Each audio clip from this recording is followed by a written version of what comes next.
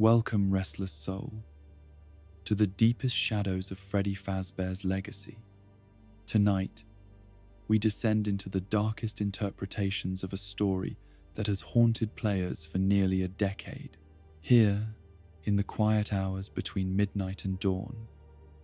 we'll explore not just what happened in those cursed pizzerias, but what it all truly means. These are the theories that chill the blood and trouble the sleep of even the most dedicated fans. So settle into the darkness, let your mind drift through these twisted halls,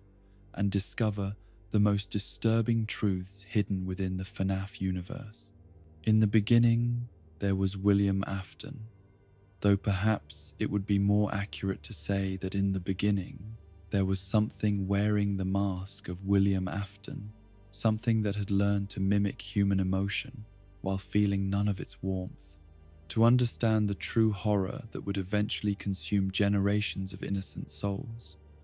we must first peer into the mind of a man who was never truly a man at all, but rather a void in human shape that fed upon the suffering of children. The world knew him as a brilliant robotics engineer, a co-founder of Fazbear Entertainment who had helped bring joy to countless families through his mechanical marvels. But those who study the darkest corners of his story understand that William Afton was something far more sinister, a predator who had discovered the perfect hunting ground and spent years carefully constructing the ideal trap for his prey. Unlike the impulsive killers who strike in moments of rage or passion, Afton was methodical in his approach to murder, treating each death not as an end in itself, but as a carefully controlled experiment in human suffering. Every detail of his crimes was planned with the precision of a scientist conducting research, from the selection of his victims to the methods he employed to ensure their terror would be as pure and concentrated as possible.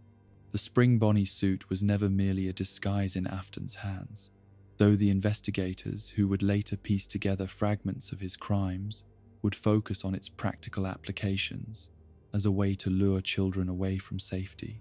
In truth, the yellow rabbit costume served a far more disturbing purpose. It was a psychological weapon designed to exploit the deepest trust that children place in figures of authority and comfort. Children are drawn to mascot characters with an innocence that predators like Afton understand better than anyone. The bright colors, the friendly face, the promise of fun and games, these elements bypass the natural caution that might otherwise keep a child safe. But Afton took this manipulation to levels that most cannot even conceive of,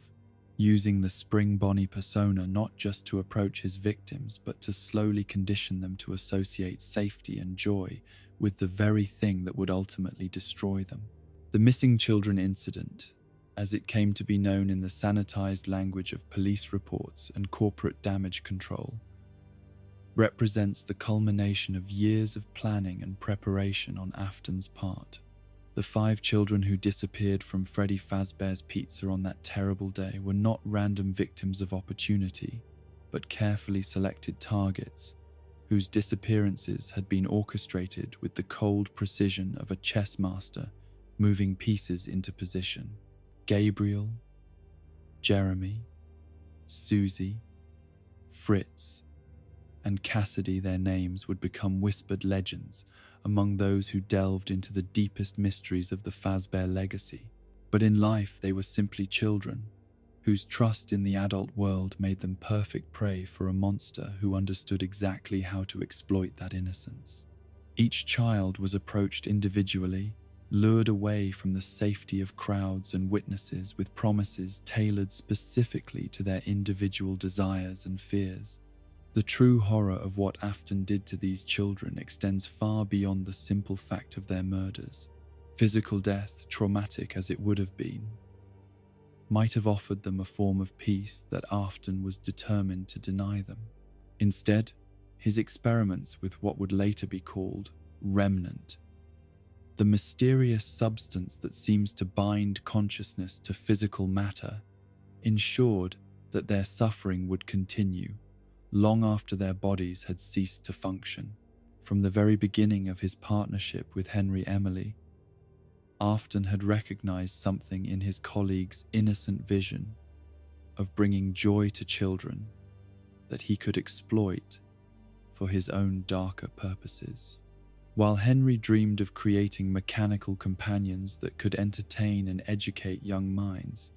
Afton saw an opportunity to craft the perfect instruments of torture, machines that could preserve and amplify human suffering in ways that organic life could never sustain. The corruption of Henry Emily represents one of the most tragic aspects of the entire Fazbear legacy,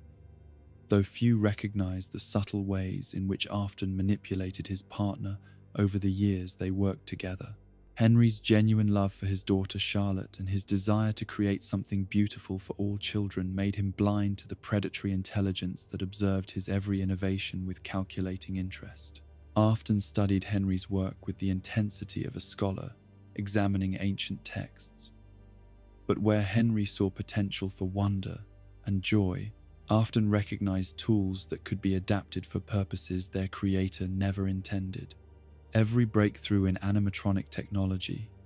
every advancement in AI programming, every new method of creating lifelike movement and expression was carefully catalogued in Afton's mind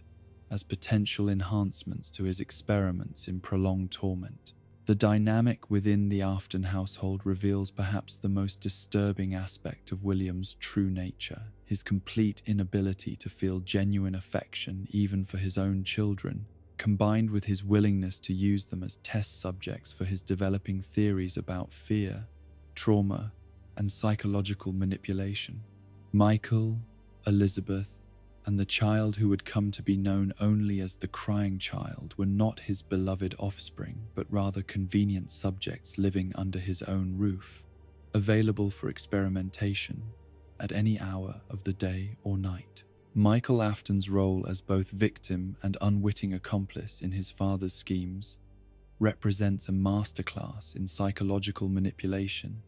that would have impressed even the most dedicated students of human cruelty. William understood that sibling rivalry and childhood jealousy could be weaponized with surgical precision, turning one child against another while maintaining plausible deniability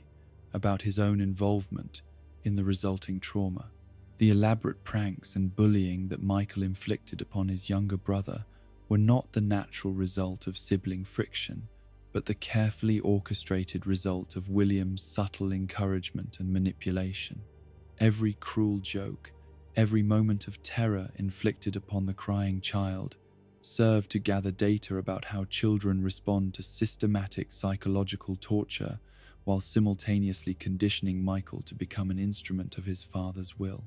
Elizabeth Afton's relationship with her father reveals another facet of William's manipulative genius: his ability to present himself as the loving parent, even while designing the very machines that would ultimately destroy his own daughter. The creation of Circus Baby was not an accident or oversight on Afton's part, but a deliberate trap designed to claim Elizabeth's life in a way that would provide him with the raw material he needed for his most ambitious experiments. The crying child, whose real name has been lost to the deliberate obscurity that William wrapped around all his most personal crimes, represents the purest victim of Afton's domestic terrorism. This youngest member of the family was systematically traumatized from his earliest years, conditioned to associate every source of childhood joy with terror and pain. The Fredbear plushie that should have been a source of comfort became instead an instrument of surveillance and psychological warfare, its innocent appearance masking technology that allowed William to monitor and manipulate his son's developing fears. The bite of 83, that pivotal moment when the crying child's skull was crushed in the jaws of the Fredbear animatronic, has been analyzed countless times by those seeking to understand the exact sequence of events that led to such a horrific accident. But the darkest theories suggest that this was no accident at all. but rather the culmination of a carefully orchestrated campaign of psychological torture designed to push a frightened child toward a very specific fate. Consider the positioning required for such an injury to occur. The precise timing needed to ensure that the animatronic's jaw mechanism would activate at exactly the moment when the child's head was in the most vulnerable position. Consider the fact that William Afton, as the designer of these machines, would have understood better than anyone how to trigger such a malfunction. Consider the years of conditioning that had taught the crying child to freeze in terror when confronted with the animatronics rather than struggle or try to escape. The theory that William deliberately engineered his youngest son's death opens up vistas of human evil that most minds recoil from contemplating. What kind of father plans the murder of his own child? What kind of monster uses years of psychological abuse to ensure that when the moment of death arrives, the victim will be too paralyzed by terror to save himself? What kind of scientific mind sees the death of an innocent as merely another data point in a larger experiment? Yet the evidence, when examined through the lens of William's true nature, points inexorably toward this conclusion. The crying child's death was not a tragic accident, but a carefully planned execution, designed not only to claim the boy's life, but to harvest the specific type of traumatic energy that William needed for his ongoing research into the nature of human consciousness and its relationship to mechanical vessels. The creation of Golden Freddy, that most mysterious and dangerous of all the haunted animatronics, can be traced directly to the crying child's death and the specific circumstances William orchestrated around that death. The pure terror and betrayal that the boy experienced in his final moments created a form of spiritual energy so concentrated and powerful that it could not be contained within normal parameters, instead manifesting as an entity that exists partially outside the normal rules of physical reality. William's scientific interest in what he would later call remnant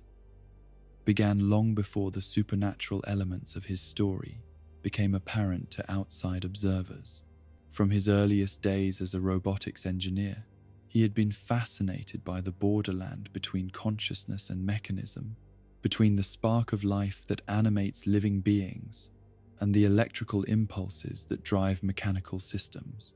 His partnership with Henry Emily provided him with the cover and resources he needed to pursue these interests, but his true research was always focused on far darker questions than those that occupied his colleague's innocent mind.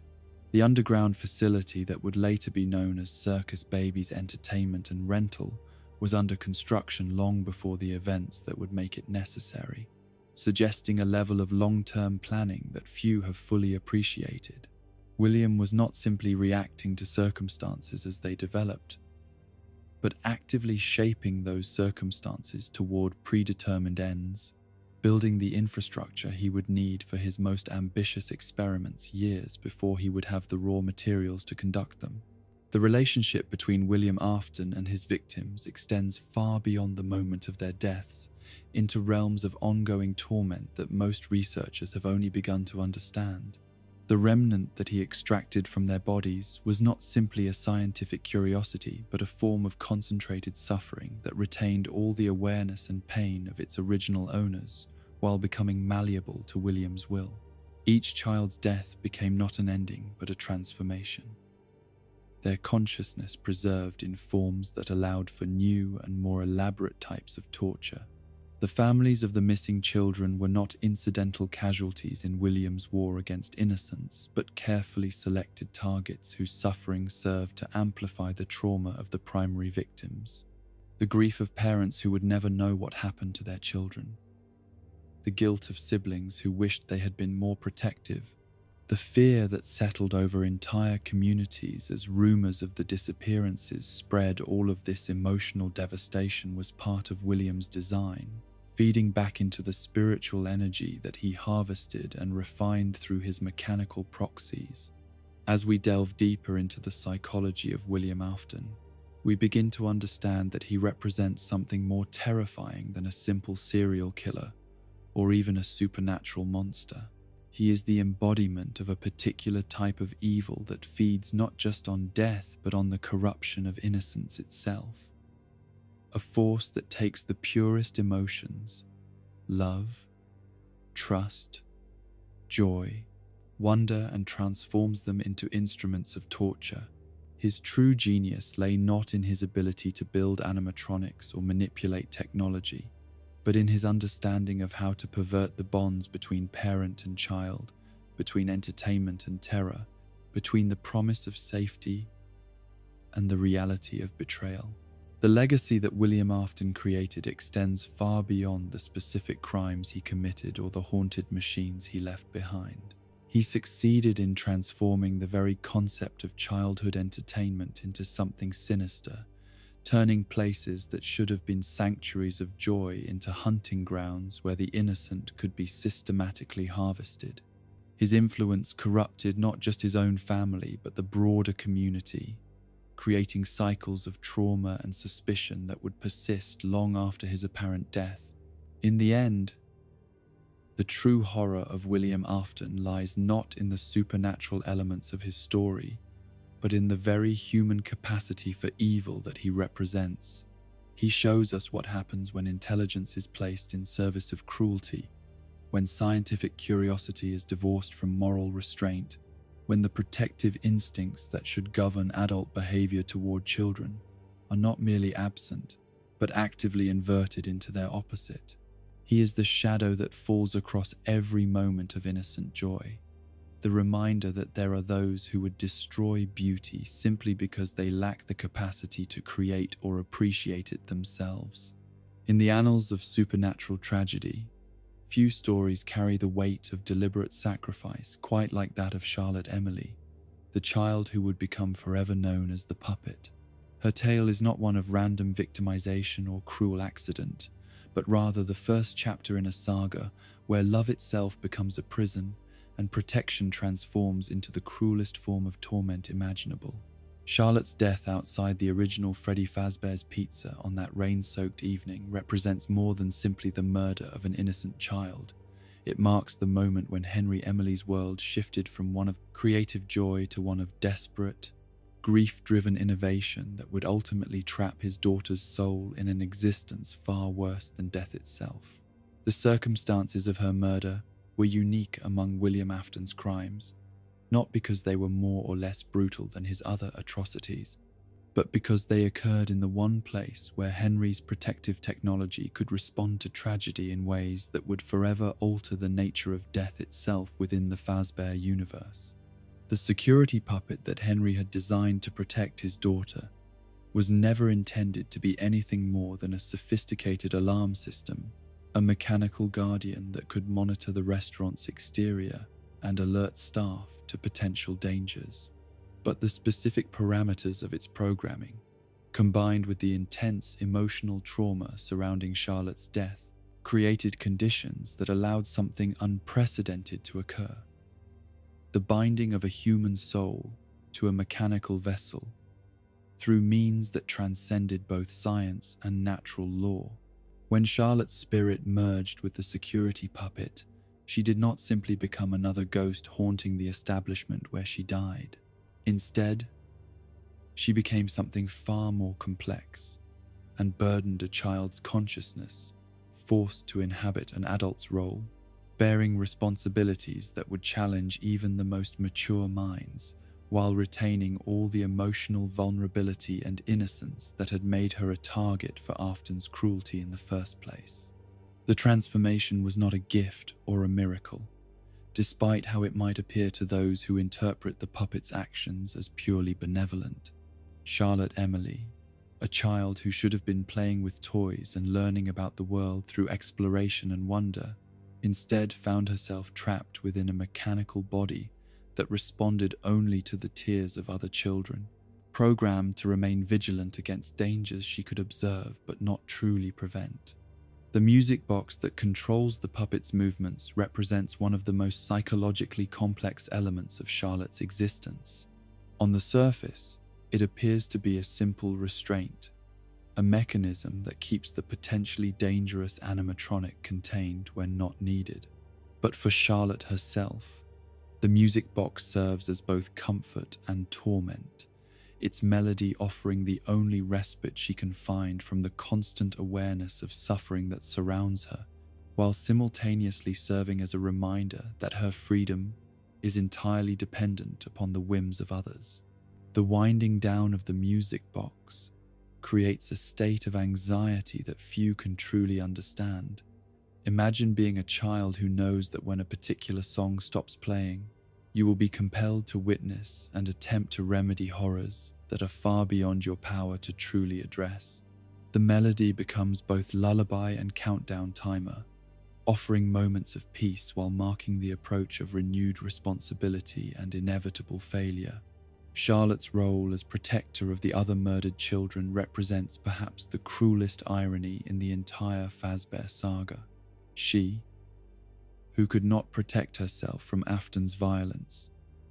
was now expected to somehow shield and comfort souls who had suffered the same fate she had endured. The Give Gifts, Give Life minigame, often interpreted as a moment of hope and resurrection, takes on far darker implications when viewed through the lens of Charlotte's actual experience. The process of helping the other children possess the animatronics was not an act of liberation, but rather a desperate attempt to provide them with some form of agency in their tormented afterlife. Charlotte understood, with the terrible clarity that only comes from direct experience, that death had not freed any of them from William Afton's influence.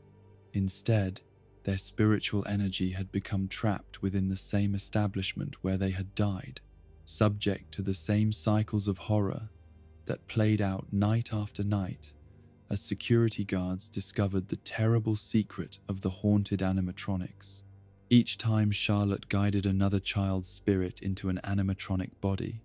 she was not offering them salvation, but rather a different form of imprisonment. The mechanical shells that would become their new homes were marvels of engineering,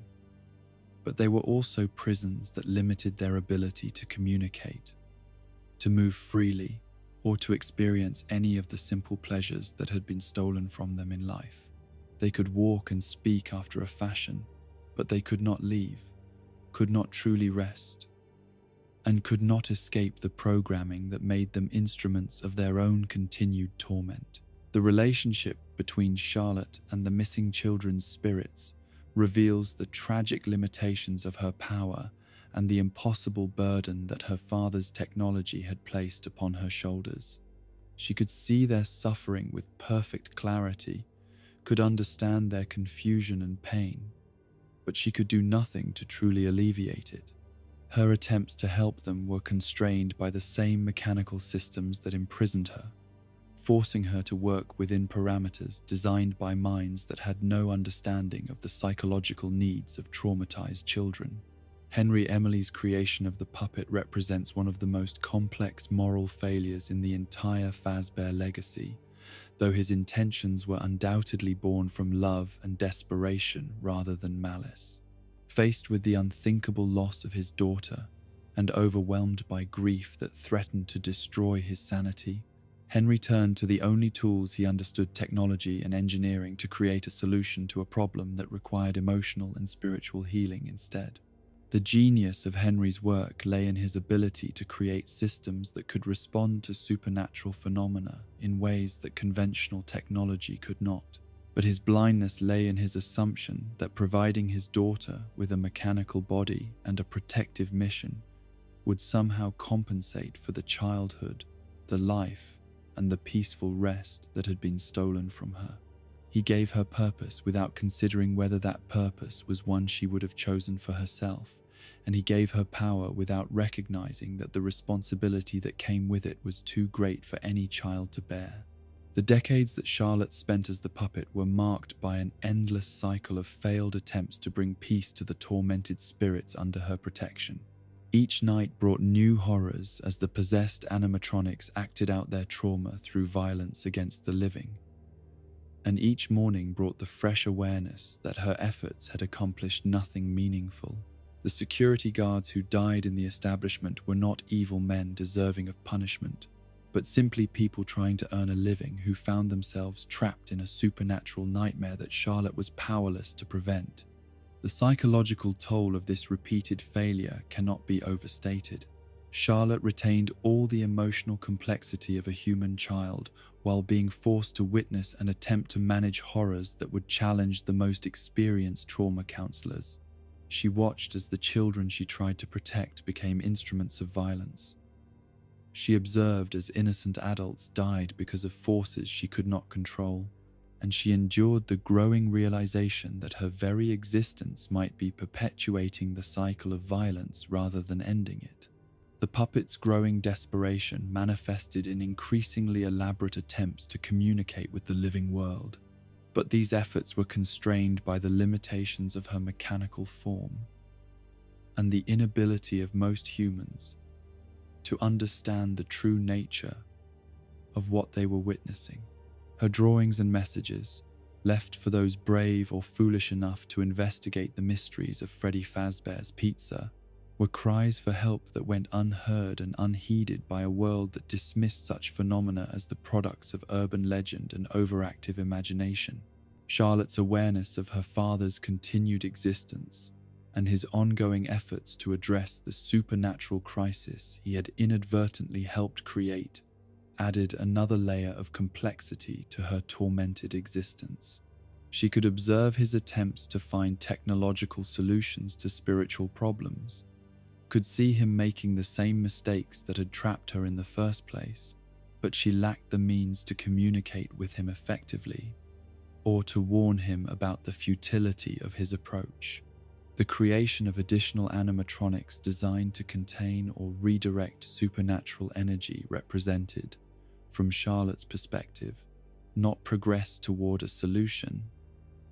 but rather the multiplication of prisons, similar to her own. Each new mechanical vessel that Henry created was another potential trap for a tormented soul, another system that might preserve consciousness while denying the peace that death should have provided. The most heartbreaking aspect of Charlotte's existence as the puppet lies in her retention of the fundamental characteristics that had defined her in life: her empathy, her desire to help others, and her trust in adult authority figures. These qualities, which should have been sources of strength and joy, became instead the instruments of her ongoing torment. Her empathy made her acutely aware of the suffering around her. Her desire to help drove her to take on responsibilities far beyond her capacity, and her trust in her father's wisdom prevented her from recognizing that his technological solutions were part of the problem rather than steps toward resolution. The Give Life sequence, viewed through the lens of Charlotte's actual experience, represents not a moment of triumphant resurrection, but rather a desperate child's attempt to provide some form of companionship and agency to other victims who, like herself, had been denied the peace of natural death. She was sharing not a gift but a burden, not offering liberation but extending the same mechanical imprisonment that she herself endured.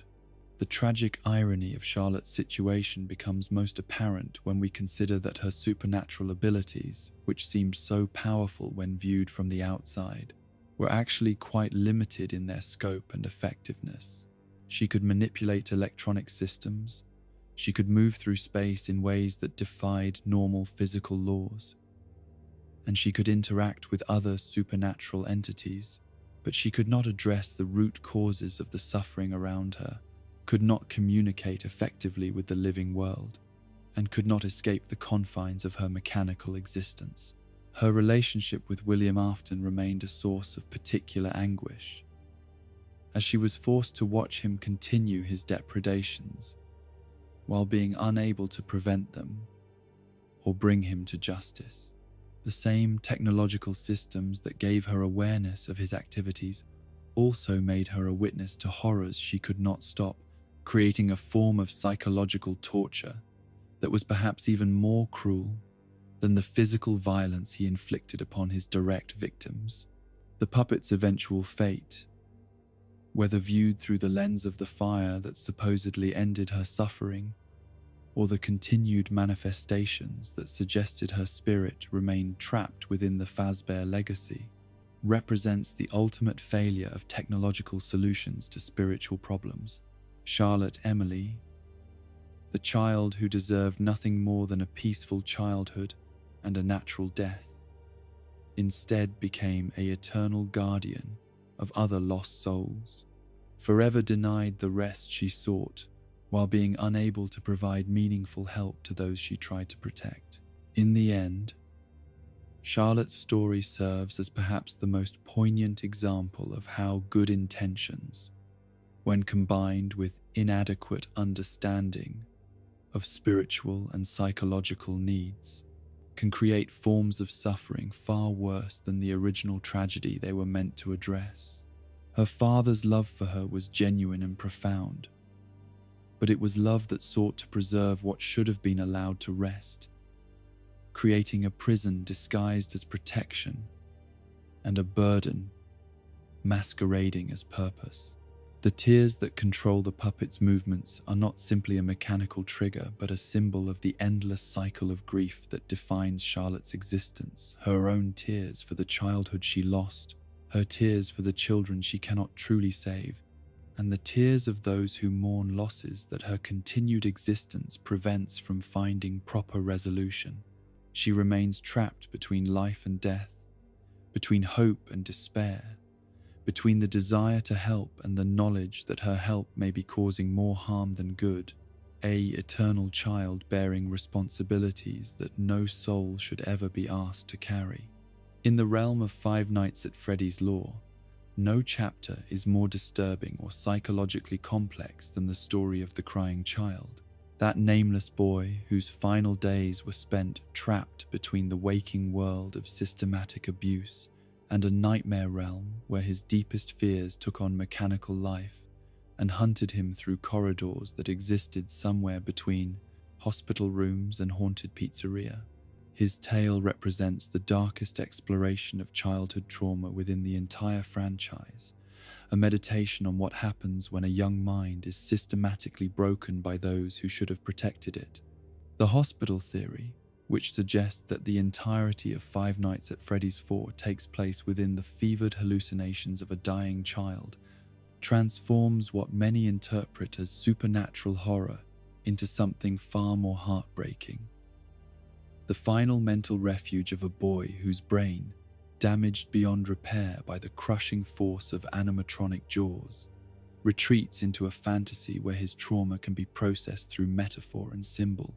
rather than confronted as unbearable reality. Consider the implications of this interpretation. Every night terror that the player experiences, every desperate attempt to keep the nightmare animatronics at bay, every frantic check of doors and closets and beds, represents not supernatural encounters, but the dying dreams of a child whose consciousness is slowly fragmenting under the combined weight of physical brain damage and psychological trauma so severe that his mind can only process it through elaborate symbolic constructions. The hospital equipment that appears throughout the game, the IV drip that stands beside the bed like a mechanical sentinel, the pills that scatter across nightstand surfaces, the distant sound of medical monitors that blend seamlessly with the audio cues that signal approaching danger. These are not mysterious additions to an otherwise supernatural narrative, but rather the intrusion of harsh medical reality into a child's desperate attempt to transform his dying into something that resembles the video games and horror stories that once brought him entertainment rather than terror. The flowers that appear in the room, wilting and beautiful in their mortality, represent the gifts and condolences that accumulate around the bed of a dying child, tokens of love and sympathy from a community that can offer emotional support but cannot undo the catastrophic damage that has been done. Each petal that falls is another moment of life slipping away, another fragment of a future that will never unfold. another dream that will remain forever unrealized. William Afton's role as the architect of his youngest son's suffering extends far beyond the specific moment when the boy's head was placed within Fredbear's jaws. The systematic psychological abuse that preceded that incident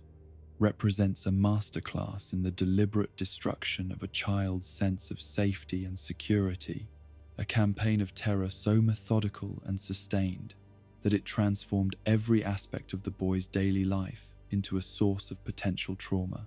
The plushies that filled the crying child's room were not the innocent companions that toys should be for children, but rather a network of surveillance devices that allowed William to monitor his son's every moment of fear, every nightmare, every tearful plea for protection that would never come.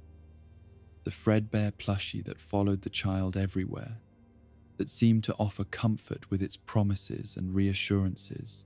was in reality the most insidious instrument of his father's psychological warfare. A constant reminder that even his most private moments of vulnerability were being observed and catalogued by the very person who should have been his protector. The voice that spoke through the plushie, offering cryptic comfort and mysterious promises, carried within it all the calculated manipulation of a predator who understood exactly how to exploit a child's desperate need for adult guidance and protection. Every word was carefully chosen to increase the boy's dependence upon external validation while simultaneously undermining his ability to trust his own instincts or seek help from other adults who might have been able to intervene. The systematic isolation of the crying child from potential sources of help represents one of the most sophisticated aspects of William's abuse. The boy was conditioned to believe that his fears were shameful secrets that must be hidden from others, that his terror was evidence of personal weakness rather than reasonable responses to genuine threats, and that seeking help from anyone other than his abuser would result in even worse consequences than enduring the abuse in silence. Michael Afton's role in his younger brother's torment reveals the multi-generational nature of William's psychological manipulation and the ways in which abusers can turn family members against each other while maintaining plausible deniability about their own involvement in the Takati, resulting trauma. Michael was not simply a typical older brother engaging in normal sibling rivalry, but rather an unwitting instrument of his father's deliberate campaign to systematically terrorize the crying child. The pranks and bullying that Michael inflicted upon his brother were not spontaneous expressions of sibling aggression, but carefully orchestrated performances designed to reinforce specific fears and anxieties that William was simultaneously exploiting through other means. Every fake jump scare, every cruel joke about the animatronics, every moment when Michael held his brother's head near the mouth of a Fredbear plushie served to condition the younger boy to associate mechanical creatures with imminent danger and helpless vulnerability. Michael himself was being manipulated and conditioned by his father, though in ways that were far more subtle than the direct psychological assault being waged against the crying child. William understood that children naturally model the behavior of adults they admire, and by presenting cruelty toward the vulnerable as acceptable or even admirable behavior, he was slowly shaping Michael into someone who could serve as an extension of his own will, while remaining unaware of the larger pattern of abuse in which he was participating. The masks that Michael and his friends wore during their campaigns of terror against the crying child were not simply costume accessories, but psychological weapons designed to strip away the human faces of his tormentors and replace them with the mechanical visages of the creatures that haunted his daily nightmares. This deliberate blurring of the line between human cruelty and mechanical threat served to reinforce the boy's growing inability to distinguish between animate and inanimate sources of danger. The psychological conditioning that preceded the bite of 83 was so thorough and systematic that when the moment of ultimate terror arrived, the crying child was psychologically incapable of the kind of struggle or resistance that might have saved his life. Years of learned helplessness had taught him that fighting back was useless, that screaming for help would bring no rescue, and that his only option when faced with overwhelming terror was to freeze in place and hope that the horror would somehow pass him by. The specific positioning required for the bite to occur, the precise placement of the child's head within the animatronic's jaws at exactly the moment when the mechanical systems would activate, suggests a level of orchestration that extends far beyond simple bullying or accidental tragedy. The crying child's paralysis in the face of mortal danger was not a natural fear response, but the result of conditioning that had taught him that resistance was futile and that submission was his only option. The hospital room where the crying child's broken body lay dying becomes, in this interpretation, both the physical location where his story ends and the psychological landscape where his mind retreats as it tries to process trauma too overwhelming for conscious thought to bear. The medical equipment that surrounds him represents not just the technology keeping his damaged body alive, but the mechanical intrusion into organic life that has defined his entire existence under his father's control. The IV drip that feeds nutrients into his failing system mirrors the ways in which his psychological nourishment had been poisoned by his father's manipulation, sustaining physical life while starving the soul of the love and security that children need to develop into healthy adults. The monitoring equipment that tracks his vital signs echoes the constant surveillance that had defined his daily life, measuring and recording his responses while providing no actual protection or comfort.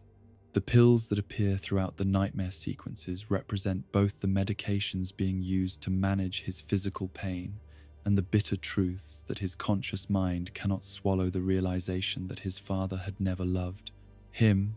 that his suffering had been deliberately orchestrated, that his entire short life had been nothing more than an experiment in psychological torture conducted by someone who should have been his greatest protector. The Fredbear plushie that speaks to him throughout his dying hallucinations carries within its voice all the false comfort and manipulative promises that had defined his relationship with his father. The creature's assurance that it will put him back together represents both the medical professional's attempts to save his life and William Afton's twisted vision of preservation through technological means. The promise of continued existence that is actually a threat of eternal imprisonment within mechanical systems designed to prolong suffering rather than provide genuine healing. The nightmare animatronics that stalk through the boy's fever dreams are not supernatural entities, but rather the psychological manifestations of trauma so severe that his mind can only process it through symbolic representation. Each creature embodies a different aspect of his abuse. Nightmare Fredbear represents the ultimate betrayal of trust, transforming the character that should have symbolized joy and entertainment into an instrument of terror and destruction. Nightmare Bonnie and Nightmare Chica manifest as the corruption of childhood innocence, taking forms that should have been sources of comfort and making them into predators that hunt through darkened hallways. Nightmare Foxy, lurking in the closet like a secret that cannot be spoken aloud, embodies the shame and self-blame that victims of systematic abuse often carry, the internalized voice that whispers that they somehow deserved their suffering or brought it upon themselves through their own weakness or inadequacy. The creature's presence in the most private and supposedly safe space of the bedroom reflects the way that trauma invades every aspect of a victim's life, making even sleep and solitude into sources of potential terror. The mechanics of the nightmare sequences, where the child must constantly check doors and defend against approach from multiple directions simultaneously, mirror the hypervigilance that develops in victims of prolonged abuse, the exhausting state of constant alertness that prevents genuine rest or relaxation, because the threat of violence has become so normalized that safety feels impossible to achieve or maintain. The gradual escalation of the nightmare encounters over the course of several nights reflects the progressive deterioration of the crying child's condition as his brain damage becomes more severe and his connection to reality becomes increasingly tenuous.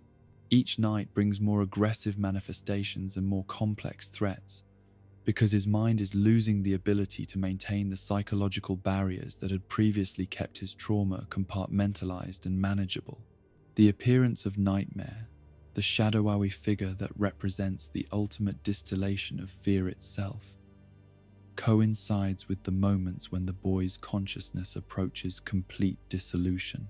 This entity embodies not any specific threat, but rather the existential terror of complete helplessness. The recognition that death is approaching, and that all of his suffering has been meaningless and unavoidable. The transformation of familiar environments into sources of terror reflects the way that trauma reshapes a victim's perception of reality, making even previously safe spaces into potential battlegrounds where danger might emerge at any moment. The bedroom that should have been a sanctuary becomes a fortress, under siege, while the hallways that should have provided routes to safety become hunting grounds for predators that exist primarily within the landscape of psychological damage. The distortion of time within the nightmare sequences, where minutes stretch into hours and hours compress into seconds, mirrors both the subjective experience of dying and the way that trauma disrupts normal temporal processing. Victims often report that moments of extreme terror seem to last forever, while periods of relative safety pass in the blink of an eye, creating a fractured sense of chronology that makes it difficult to construct coherent narratives about their experiences. The recurring motif of doors that must be constantly monitored and defended reflects the child's desperate attempt to maintain some form of control over his environment, even though his actual circumstances leave him completely powerless to influence the forces that are destroying him. The illusion of agency provided by the gameplay mechanics represents the mind's attempt to convince itself that resistance is possible, even when external reality offers no hope of escape or rescue. The audio cues that signal approaching danger, the breathing, the footsteps,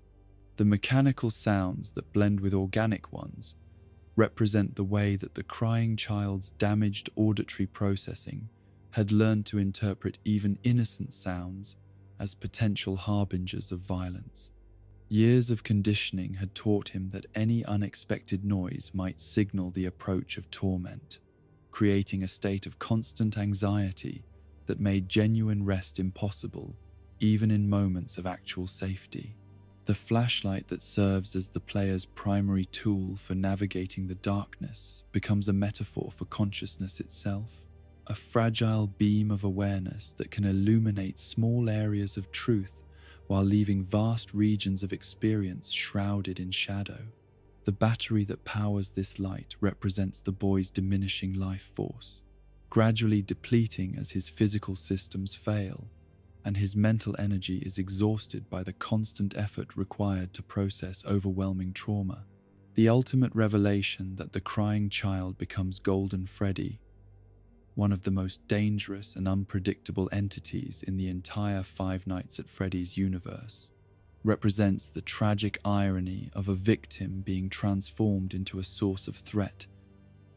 through the very systems that were supposed to preserve and protect him. His death does not bring the peace that should accompany the end of suffering, but rather traps his traumatized consciousness within mechanical systems that amplify and perpetuate his pain, while giving him the power to inflict similar trauma upon others. The birth of Golden Freddy from the crying child's death demonstrates how victim and victimizer can become indistinguishable within cycles of abuse that span generations and transcend the boundaries between life and death. The boy who was systematically terrorized becomes, through the technological preservation of his traumatized consciousness, a source of terror for others, perpetuating the same cycles of fear and helplessness that defined his own short life. In the end, the crying child's story serves as perhaps the most devastating indictment of William Afton's true nature, revealing him not simply as a killer of strangers, but as a father who systematically destroyed his own son's capacity for joy, security, and trust through years of calculated psychological warfare. The boy's transformation into Golden Freddy represents not supernatural justice, but rather the ultimate failure of every system that should have protected him, leaving his traumatized consciousness trapped within the same technological frameworks that his father had used as instruments of torture. The promise that he will be put back together becomes, in this context, not a comforting assurance of healing, but a threat of continued existence within forms of imprisonment that make natural death seem like a mercy that will forever be denied to him. Beneath the surface of the world,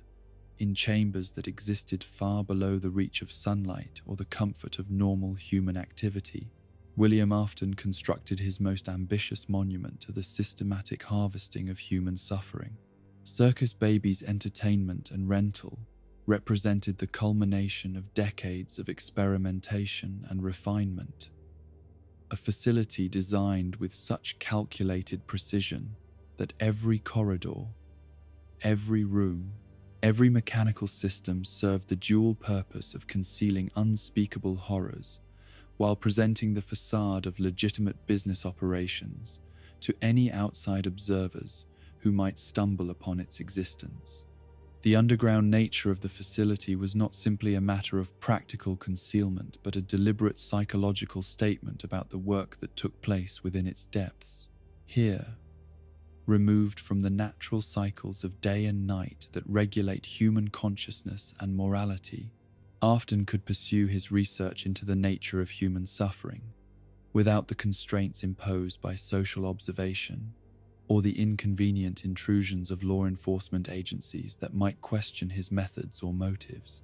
The very name of the establishment, Circus Baby's Entertainment and Rental, carried within it layers of deception so sophisticated that they revealed the true scope of Afton's manipulative genius.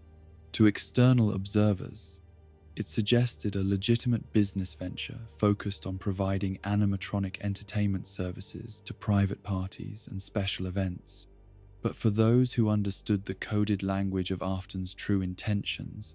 every word carried darker implications that spoke of commodified childhood innocence and the systematic rental of suffering to clients whose identities and purposes were never meant to be examined too closely. The rental aspect of the business model provided Afton with the perfect cover for his most disturbing experiments, allowing him to place his specially designed animatronics in private settings, where their true capabilities could be tested without the oversight that would have been inevitable in public venues. Each rental engagement became an opportunity to gather data about how his machines performed under different conditions, how effectively they could lure and contain their targets, and how successfully they could extract the precious remnant that fueled his ongoing research into the preservation and manipulation of human consciousness. Elizabeth Afton's death within the mechanisms of Circus Baby represents one of the most psychologically complex crimes in William's entire catalogue of horrors, a murder that was simultaneously deeply personal and coldly experimental, carried out against his own daughter with the same methodical precision that he brought to the killing of strangers. The machine that claimed Elizabeth's life was not a malfunctioning prototype or an accidental oversight in safety protocols, but rather a deliberate trap designed specifically to harvest the unique spiritual energy that could only be obtained from a victim who trusted completely in the benevolence of her destroyer. Circus Baby's design incorporated every lesson that William had learned from his previous experiments in mechanical murder, combining the lure of innocent entertainment with killing mechanisms so sophisticated that they could incapacitate and process a victim before the child had time to understand what was happening to them. The ice cream dispenser that drew Elizabeth close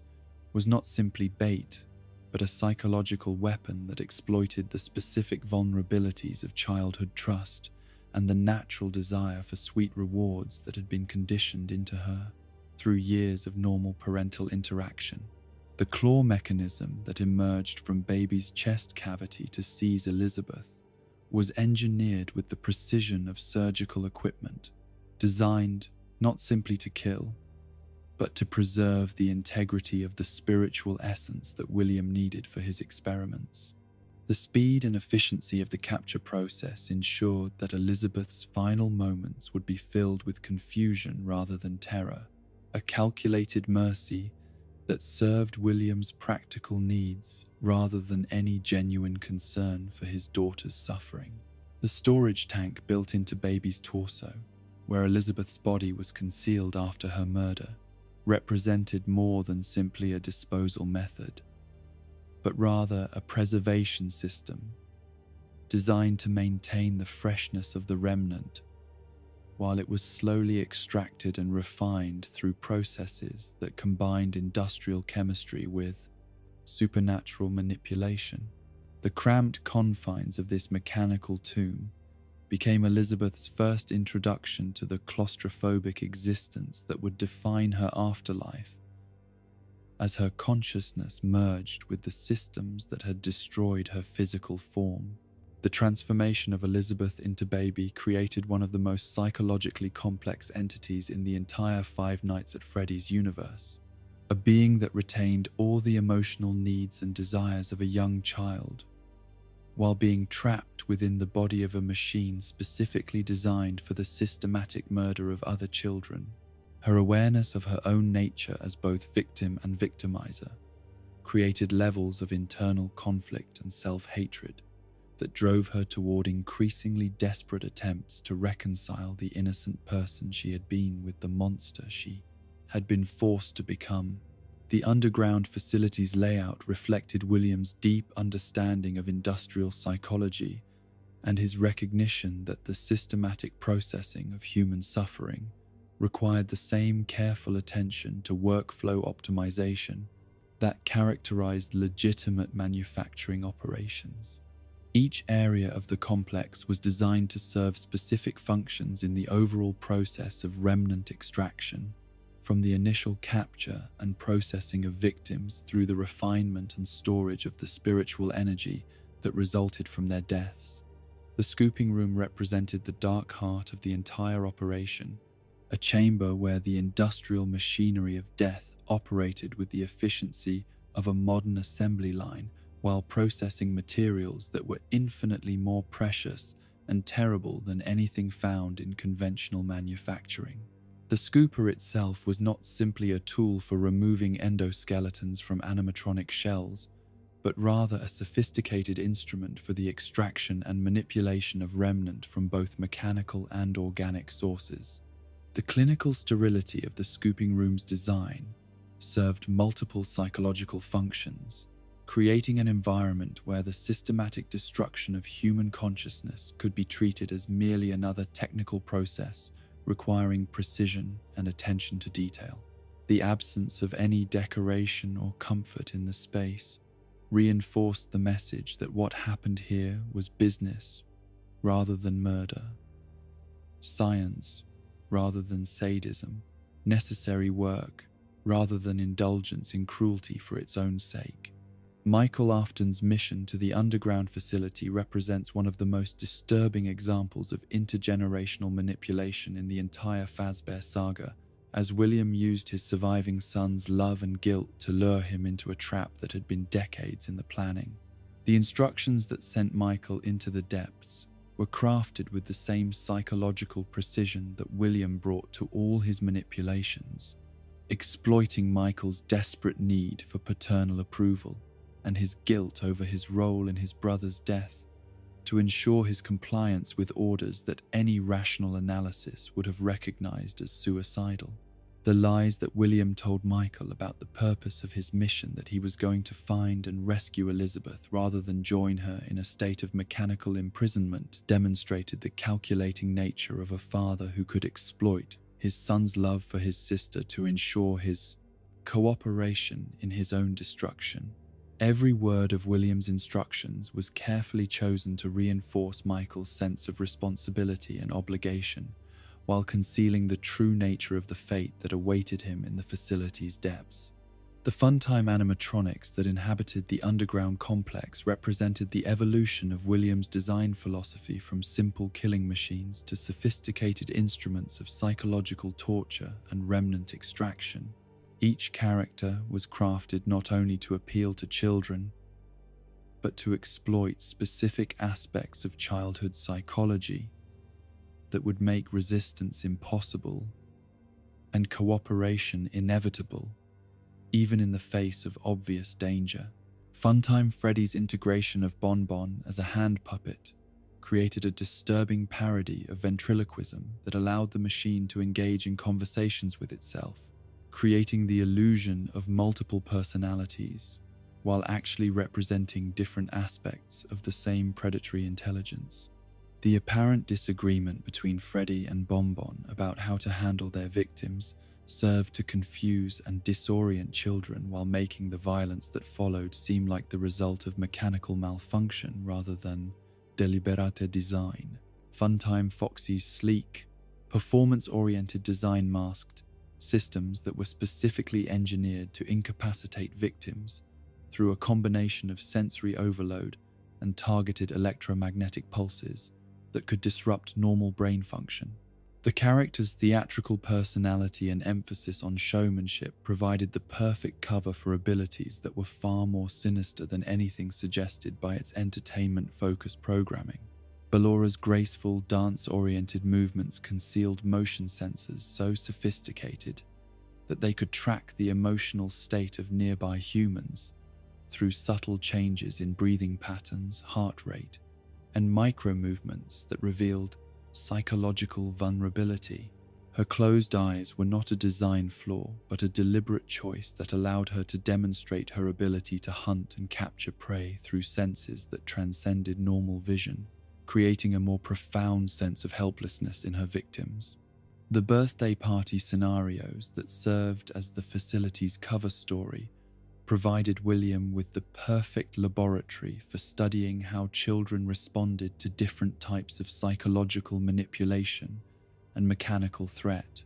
Each simulated celebration became an opportunity to test new approaches to victim selection and processing, while maintaining the facade of legitimate entertainment services that could withstand casual investigation by authorities or competitors.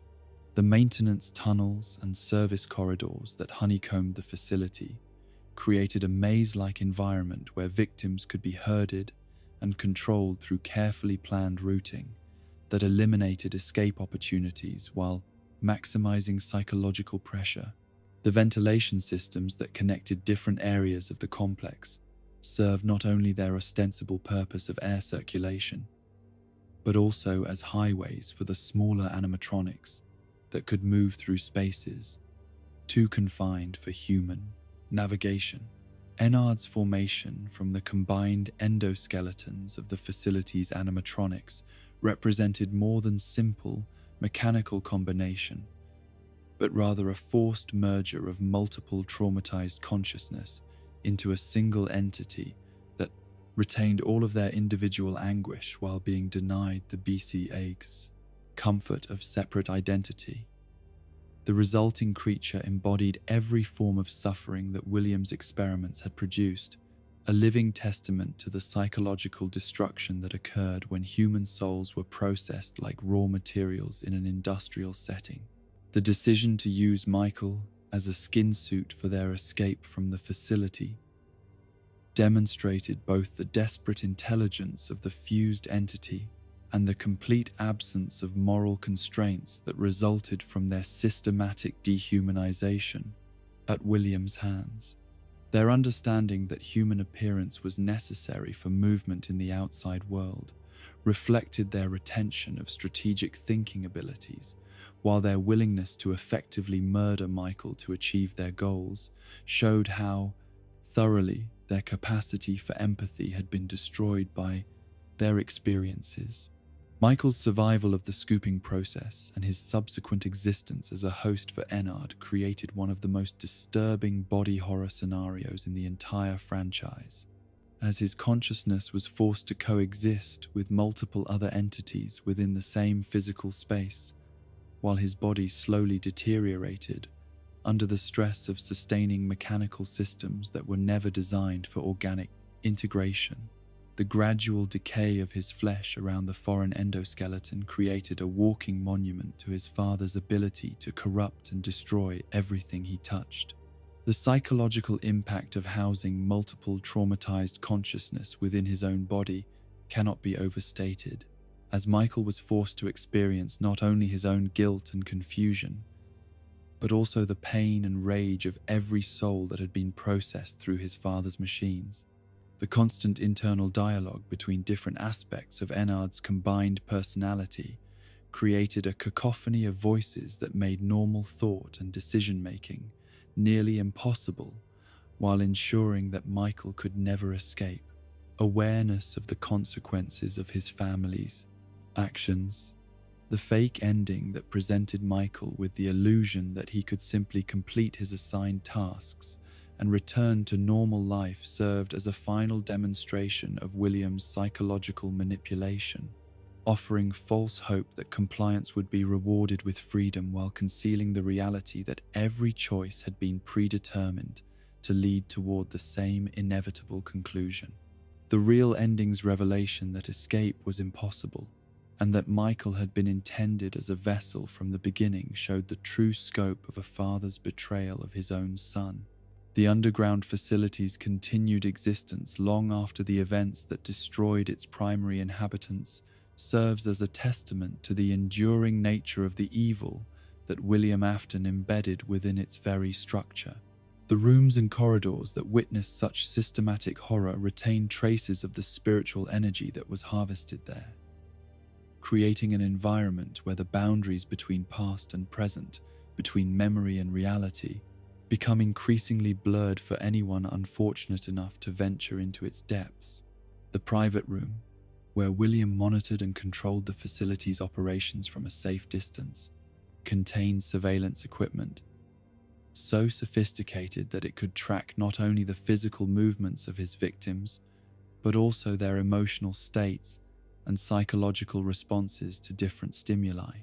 The data collected through this observation network fed into algorithms that continuously refined his approaches to victim selection and processing, while ensuring that each death contributed maximum value to his ongoing research.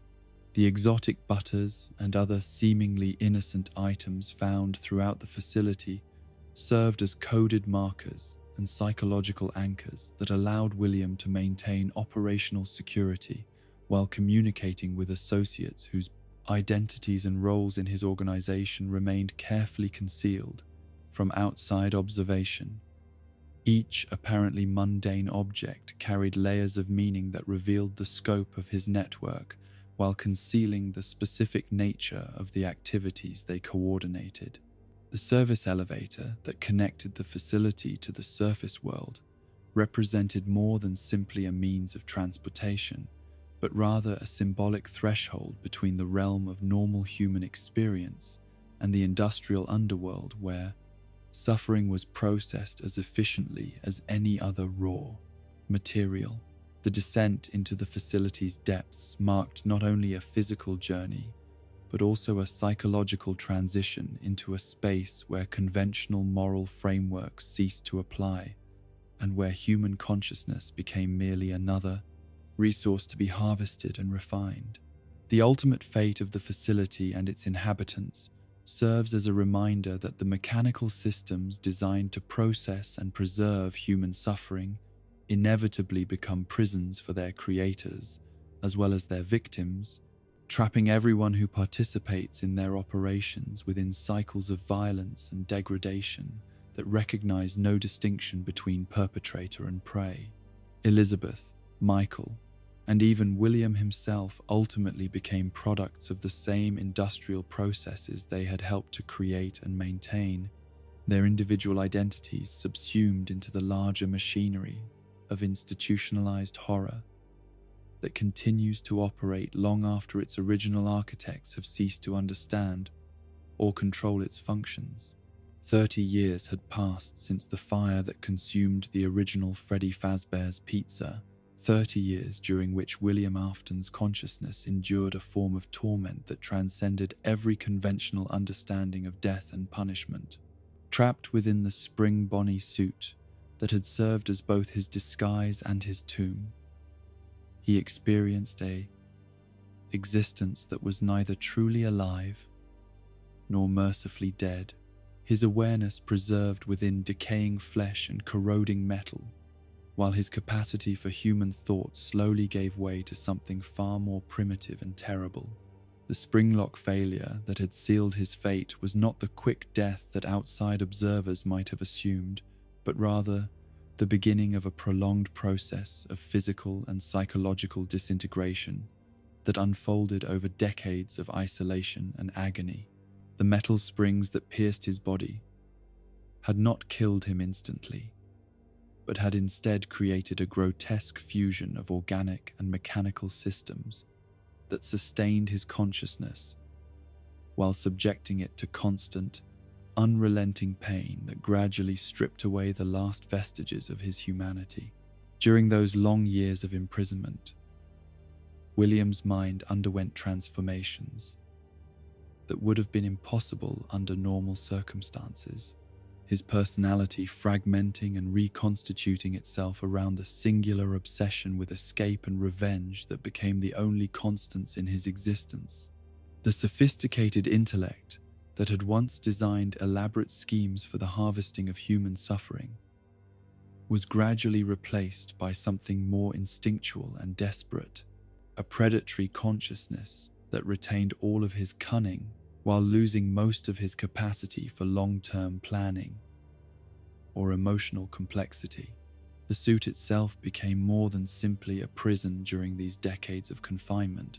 evolving into a second skin that merged with his deteriorating body in ways that made it impossible to determine where William Afton ended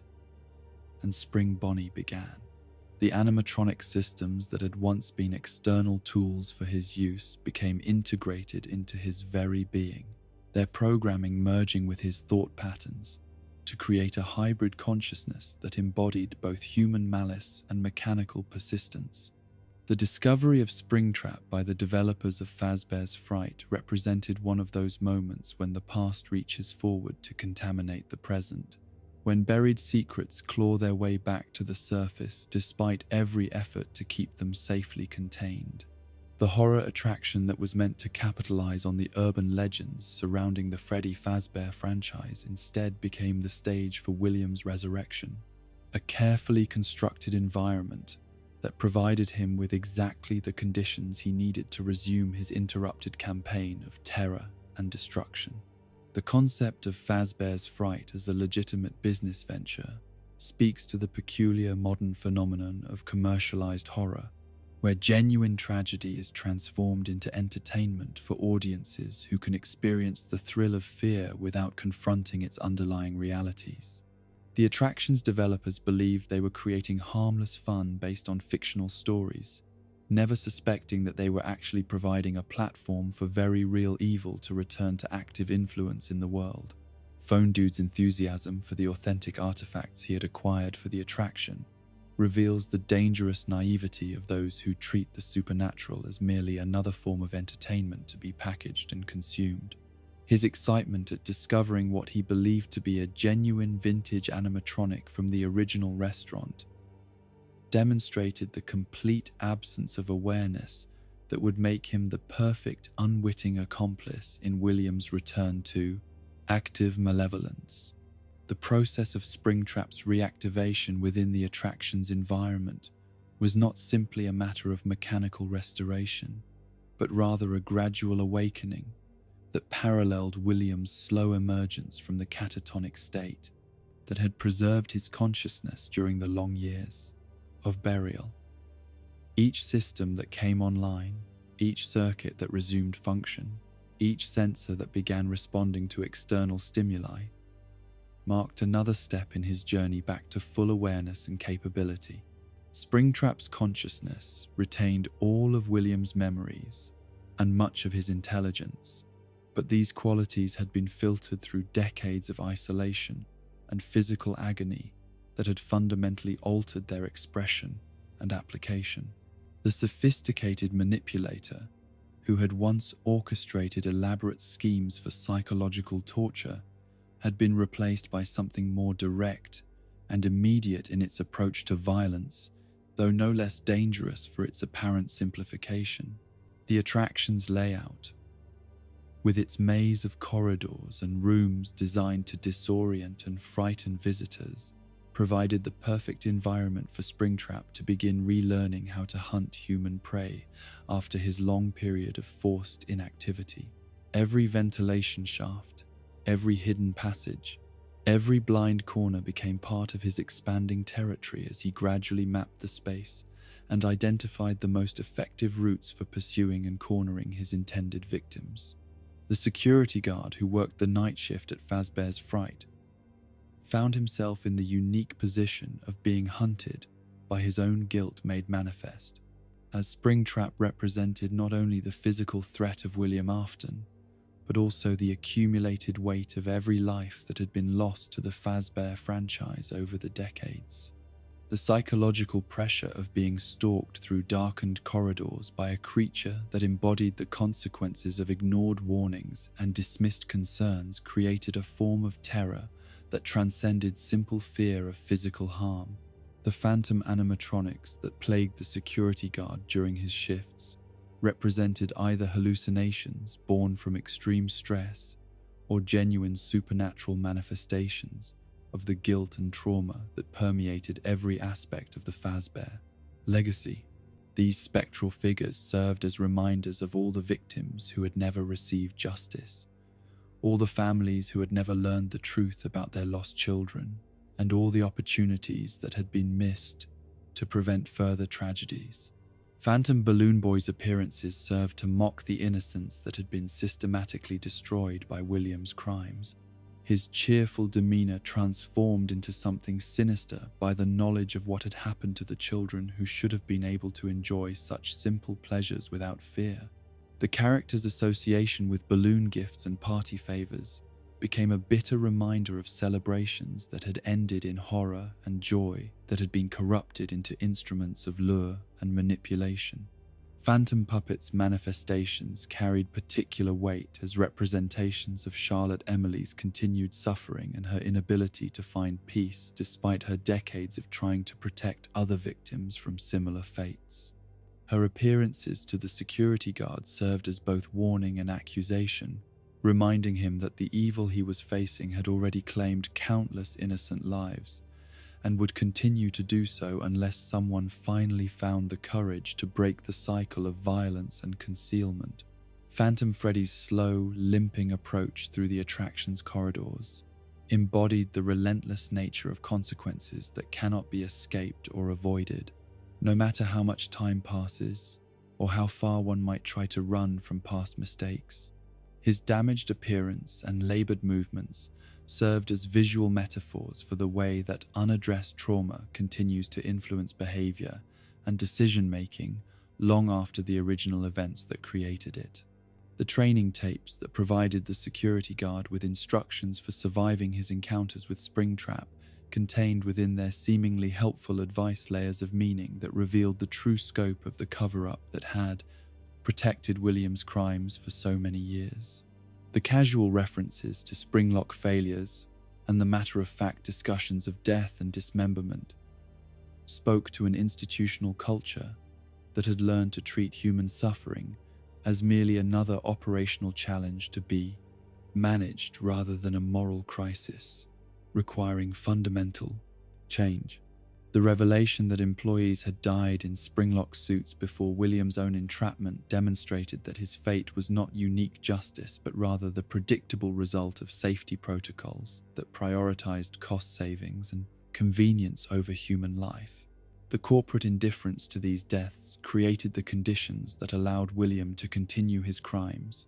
while using the very systems that should have protected innocent people as weapons for their destruction. The good ending and bad ending scenarios that could result from the security guards' actions represented different approaches to dealing with the legacy of institutional evil and the question of whether redemption is possible for systems that have been thoroughly corrupted by decades of moral compromise. The choice between helping the victims find peace or allowing their suffering to continue indefinitely reflected broader questions about responsibility, justice, and the possibility of healing in the aftermath of systematic abuse. The Happiest Day minigame, often interpreted as a moment of genuine resolution and peace for the murdered children, takes on darker implications when viewed through the lens of William's continued existence and influence. The possibility that this apparent moment of liberation was actually another form of containment or manipulation raises disturbing questions about the nature of freedom and whether true healing is possible. While the source of original trauma remains active and unaddressed, the fire that ultimately consumed Fazbear's Fright represented both an ending and a beginning, destroying the physical structure that had housed William's resurrection, while potentially releasing him to seek new venues for his continued campaign of destruction. The flames that were meant to provide closure instead served as a form of purification that stripped away the last constraints on his movements, while leaving his essential malevolence intact and undiminished. The investigation that followed the attraction's destruction revealed the careful layers of misdirection and concealment that had protected the truth about the Fazbear franchise for decades, but these revelations came too late to prevent William's escape or to provide meaningful justice for his victims. The evidence that emerged from the ashes painted a picture of systematic institutional failure that extended far beyond the actions of any single individual, suggesting a culture of willful ignorance and moral cowardice that had enabled unspeakable crimes through its refusal to acknowledge uncomfortable truths. The urban legends that had inspired the creation of Fazbear's Fright were revealed to be not exaggerations or fictional elaborations, but rather careful understatements of realities so horrible that the human mind naturally sought to dismiss them as impossible fantasies. The transformation of genuine tragedy into entertainment had served to protect people from confronting the full scope of what had actually occurred, while simultaneously ensuring that the lessons that might have prevented future horrors were never learned or applied. The security cameras that had recorded William's activities during his time in the attraction provided a record of behavior that revealed both the extent of his physical transformation and the persistence of the intelligence that drove his actions. The footage showed not a mindless monster driven by simple hunger or aggression,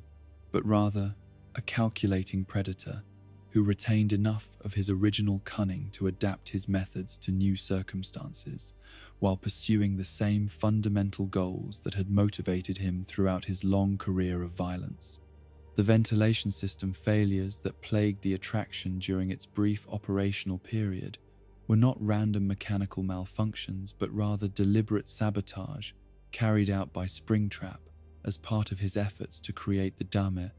environmental conditions most favorable to his hunting activities. His understanding of the building's systems and his ability to manipulate them from within demonstrated that decades of imprisonment had not diminished his technical knowledge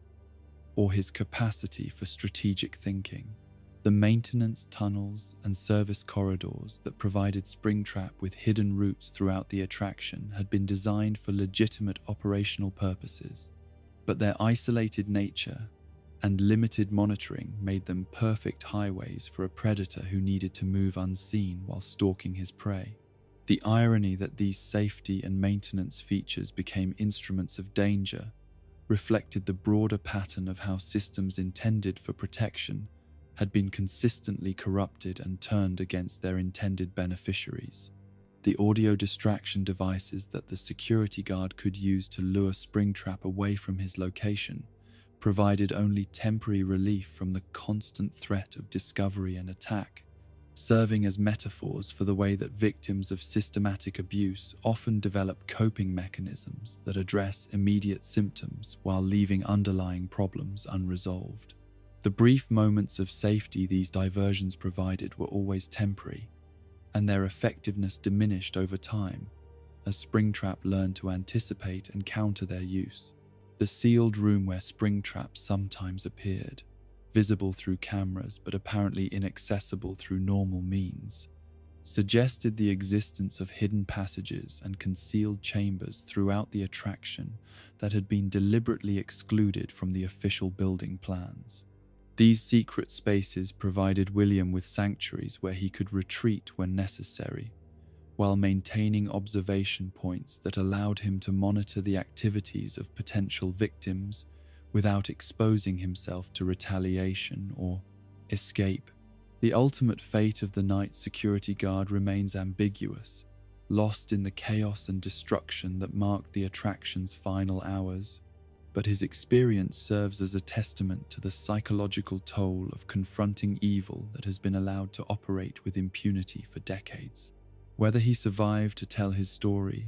or became another unnamed casualty in William's long campaign of violence,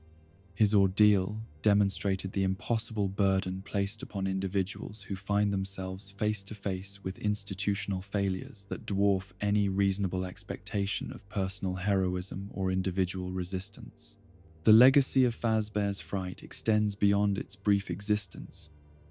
as a horror attraction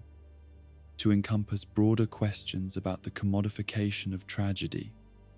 and the ways in which entertainment culture can inadvertently provide platforms for the very evils it claims to critique or expose. The attraction's failure serves as a reminder that some forms of horror are too dangerous to be safely contained within the boundaries of fiction or performance, and that the attempt to transform genuine evil into harmless entertainment inevitably risks unleashing forces that cannot be controlled or contained by those who seek to exploit them for profit or amusement. The return of Henry Emily to the world of animatronic horror marked not the arrival of a savior, but the emergence of a man so thoroughly broken by decades of guilt and failure that his final plan represented less an attempt at redemption than a carefully orchestrated act of mutual destruction. The brilliant engineer, who had once dreamed of bringing joy to children through mechanical marvels, had been transformed by loss and self-recrimination into something far darker, a father whose love for his murdered daughter had curdled into an obsession with ending the suffering he had inadvertently helped to create. Henry's psychological state during the planning and execution of his final gambit cannot be understood without recognizing the profound transformation that decades of guilt and isolation had worked upon his fundamental nature. The man who returned to confront the legacy of Fazbear Entertainment was no longer the innocent idealist who had partnered with William Afton in those early days of wonder and possibility, but rather someone whose capacity for hope had been systematically destroyed by the knowledge of how his creations had been perverted into instruments of torture and death. The pizzeria that Henry constructed as the stage for his final confrontation was not simply a restaurant, but rather an elaborate trap designed with the same mechanical precision that had once gone into his most beloved creations. Every aspect of the establishment's design served multiple purposes, presenting the facade of legitimate business operations to outside observers while incorporating systems that could contain and ultimately destroy the supernatural entities that had emerged from the wreckage of his partnership with William Afton. The insanity ending that awaited those who chose to ignore the horror that surrounded them and attempt to operate the pizzeria as a normal business represented Henry's bitter commentary on the willful blindness that had allowed such atrocities to continue for so long. The possibility of simply pretending that the animatronics were normal entertainment devices, that the strange sounds and unexplained incidents were merely the result of mechanical quirks or employee imagination, reflected the same institutional denial that had protected William's crimes for decades, while ensuring that his victims never received justice or peace. The gradual escalation of supernatural activity that would eventually make such willful ignorance impossible served as a metaphor for the way that unaddressed trauma inevitably demands acknowledgement, no matter how determined individuals or institutions might be to avoid confronting uncomfortable truths. The animatronics' increasing aggression and the growing evidence of their supernatural nature represented the return of repressed guilt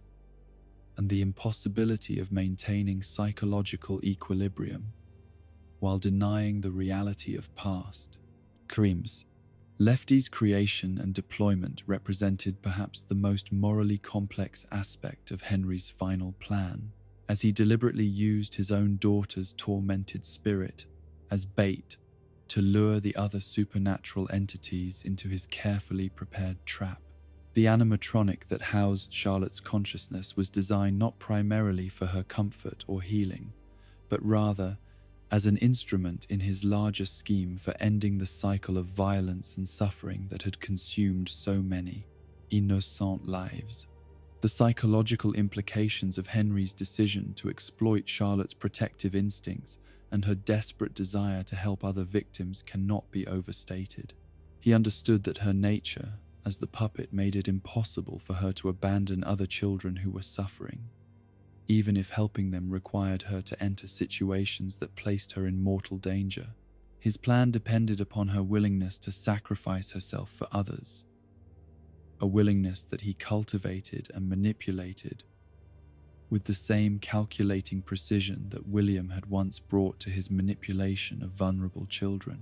The containment systems built into Lefty were designed not simply to transport Charlotte, but to ensure that once she entered the pizzeria, escape would become impossible regardless of her desires or the changing circumstances that might make retreat the wiser course of action. Henry's love for his daughter had become so twisted by grief and guilt that he could justify trapping her within mechanical systems that differed from William's creations only in their ostensible benevolent purpose.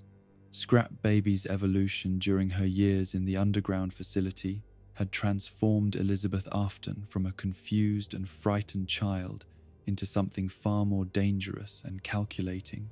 a being that retained all of her original innocence,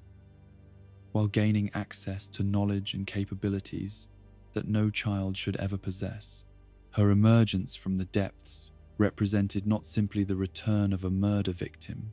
but the manifestation of William's most successful experiment in the corruption and weaponization of childhood consciousness. The changes that Elizabeth had undergone during her imprisonment were not simply mechanical modifications, but fundamental alterations to her psychological structure that had been achieved through prolonged exposure to the concentrated remnant that permeated every system in her father's underground laboratory. The spiritual energy of other victims had gradually merged with her own consciousness, creating a hybrid entity that embodied multiple forms of trauma,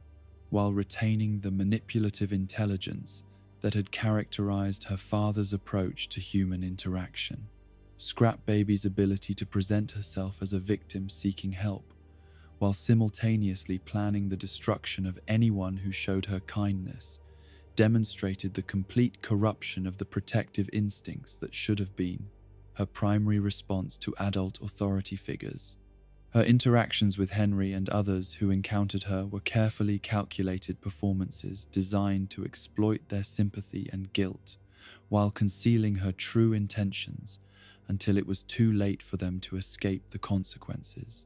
of their compassion. Molten Freddy's existence as an amalgamation of multiple consciousness,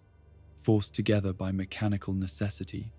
represented one of the most disturbing manifestations of William's experimental program. a being that experienced all the confusion and conflict of multiple personalities while lacking any stable sense of individual identity. The remnant-infused endoskeletons that comprised his form carried within them fragments of every child who had died in the underground facility. Their individual suffering merged into a collective anguish that defied any conventional understanding of consciousness or identity. The psychological horror of Molten Freddy's existence lay not simply in the physical grotesquerie of his appearance, but in the implications of what it meant for multiple traumatized consciousness to be forced into permanent coexistence within the same mechanical framework. The constant internal dialogue between different aspects of his personality created a cacophony of voices and memories that made coherent thought or purposeful action nearly impossible,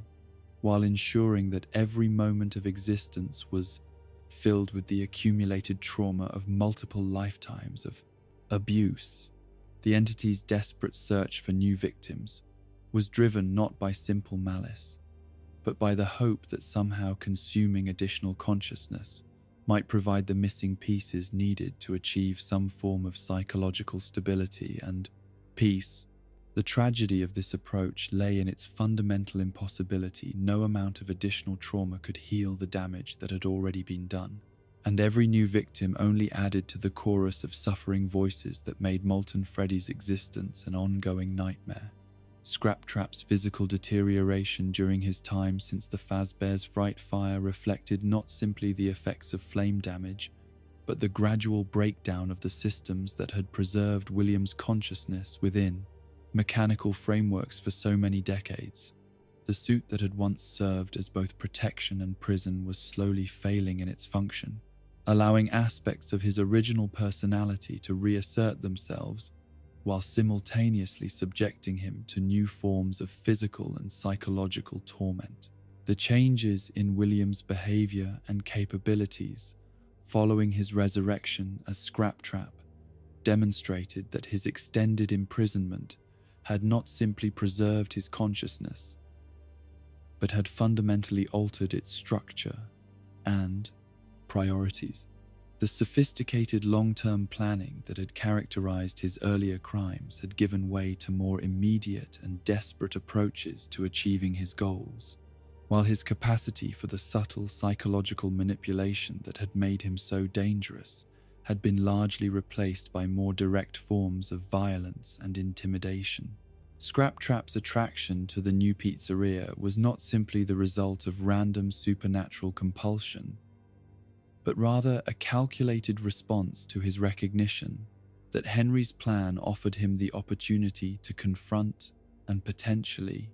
destroy the one person whose moral authority posed a genuine threat to his continued existence. The prospect of finally settling accounts with his former partner provided William with a focus and purpose that had been absent during his years of aimless wandering following the destruction of Fazbear's Fright. The labyrinth that Henry constructed within the pizzeria's subterranean levels represented the culmination of decades of planning and preparation, a maze so sophisticated in its design that it could serve simultaneously as a trap for supernatural entities and a stage for the final confrontation between two men whose partnership had created more suffering than either could have imagined when they first began working together. Every corridor and chamber was positioned with mathematical precision to ensure that once the entities entered the maze, escape would become impossible, regardless of their supernatural abilities or mechanical enhancements. The psychological symbolism of the labyrinth extended beyond its practical function as a containment system to encompass broader themes of moral confusion and the impossibility of finding simple solutions to complex ethical problems. The maze represented the tangled web of consequences that had resulted from Henry and William's original partnership, a network of cause and effect so complex that it could only be resolved through the complete destruction of everyone and everything that had been touched by their shared legacy. The audio recordings that Henry left throughout the labyrinth served not simply as exposition for those who discovered them, but as a final confession from a man who understood that his own moral culpability was too great to allow him to survive the resolution he had orchestrated. Each tape revealed another layer of his guilt and self-awareness, building toward the ultimate revelation that he viewed his own death not as a tragic necessity but as a form of justice that was long overdue.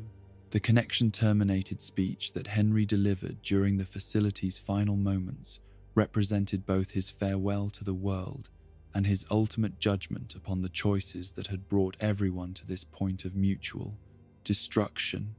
The calm, measured tone of his delivery concealed depths of pain and self-hatred that had taken decades to fully develop, while his systematic cataloguing of each entity's crimes and sufferings demonstrated his complete understanding of the scope of the tragedy he had helped to create. Henry's analysis of each entity's nature and motivations revealed not simply his technical understanding of how William's experiments had functioned, but his profound recognition of the human cost that had been paid for every breakthrough in animatronic technology and supernatural manipulation. His words carried the weight of accumulated guilt from every death that might have been prevented if he had recognized William's true nature earlier or found the courage to act upon his suspicions before they could be proven beyond doubt. The fire that consumed the labyrinth and everyone within it was not simply a method of destruction but a form of purification that Henry hoped would somehow cleanse the spiritual contamination that had accumulated around the Fazbear legacy over so many years of horror and concealment. The flames represented his final attempt to provide the peace that had been denied to so many victims, while simultaneously ensuring that the knowledge and capabilities that had made such suffering possible would be destroyed beyond any possibility of reconstruction. Michael Afton's willing participation in his father's final destruction demonstrated both his understanding of the impossibility of redemption for the Afton family and his acceptance of the role that guilt and responsibility played in his own psychological makeup. His decision to remain in the burning building rather than attempt escape represented not simple suicidal ideation, but a carefully considered judgment that his continued existence would inevitably lead to the perpetuation of the same cycles of violence that had defined his entire family's history. The psychological complexity of Michael's final choice lay in its simultaneous expression of both despair and hope-despair, at the recognition that he could never escape the consequences of his family's crimes, but hoped that his death might somehow contribute to ending the suffering that those crimes had created. His willingness to die alongside the entities that his father had created represented a form of moral courage that had been entirely absent from William's approach to responsibility and consequence. The question of whether the fire actually succeeded in its intended purpose of ending the supernatural threat posed by the Fazbear entities remains deliberately ambiguous, reflecting Henry's own uncertainty about whether technological solutions could ever truly address problems that were fundamentally spiritual and psychological in nature. The possibility that some essence of the entities might have survived the destruction serves as a reminder that the deepest forms of trauma and evil cannot be eliminated through simple physical means, but require forms of healing and resolution that transcend conventional understanding. The corporate response to the destruction of Henry's Pizzeria and the disappearance of everyone associated with it demonstrated the same pattern of denial and concealment that had characterized Fazbear Entertainment's approach to crisis management throughout its entire history. The official explanations and cover stories that emerged in the aftermath served to protect the company's financial interests, while ensuring that the true scope of what had occurred would remain hidden from public scrutiny and legal investigation. The documents and recordings that survived the fire provided fragments of evidence about the systematic horrors that had been perpetrated under the Fazbear Entertainment banner, but these materials were either suppressed by corporate interests or dismissed by investigators who lacked the conceptual framework necessary to understand their true significance. The bureaucratic machinery that had enabled William's crimes for so long continued to function even after his apparent death, ensuring that the lessons that might have been learned from his example would remain unexamined and unapplied. The families of the victims who had been drawn into Henry's final trap were left without answers or closure, their loved ones simply vanishing without explanation into a system of cover-ups and misdirection that had been refined over decades of practice. The grief and confusion of these survivors served as a final testament to the human cost of institutional evil and the way that corporate structures can continue to inflict suffering long after the individuals who created them have been removed from positions of influence. The empty lot where the pizzeria had once stood became a monument to the impossibility of completely erasing the consequences of systematic evil, as the spiritual contamination that had accumulated there over so many years of horror continued to influence the behavior and experiences of anyone who ventured near the location. The persistence of supernatural activity in the area served as a reminder that some forms of damage to the fabric of reality cannot be undone through conventional means, no matter how complete the apparent destruction of their physical manifestations might seem. In the end, Henry Emily's final gambit succeeded only in creating new forms of suffering while failing to address the fundamental problems that had made the original tragedies possible. His attempt to achieve closure through mutual destruction reflected the same flawed thinking that had led him to believe that technological solutions could address spiritual and psychological problems,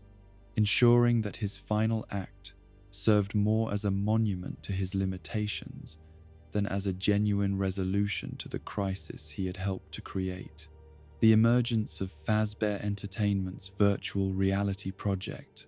represented not simply a new chapter in the company's long history of moral compromise and institutional cover-up, but rather the ultimate evolution of corporate evil into forms that could transcend the limitations of physical reality and infect the very technology that modern society had come to depend upon for communication, entertainment, and the preservation of human knowledge. Help Wanted was marketed to the public as harmless entertainment, a way for fans of the franchise to experience the thrills of the security guard position without any of the genuine dangers that had claimed so many lives over the decades. But in reality, it served as a delivery system for something far more sinister than even the most paranoid critics could have imagined. The decision to transform the documented tragedies of the Fazbear franchise into video game content represented perhaps the most cynical example of corporate damage control in the entire saga, as the company's executives recognized that the most effective way to discredit genuine testimony about supernatural horrors was to present those same horrors as fictional entertainment designed to capitalize on urban legends and internet folklore. By recontextualizing real deaths and documented disappearances as elements of an elaborate marketing campaign, Fazbear Entertainment succeeded in creating a cultural environment where truth and fiction became indistinguishable, ensuring that even the most accurate accounts of William Afton's crimes would be dismissed as fan theories or creative speculation. The psychological sophistication of this approach cannot be overstated, as it exploited fundamental aspects of how human consciousness processes information about trauma and violence.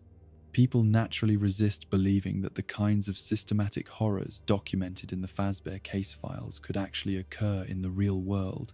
preferring to interpret such accounts as exaggerated fiction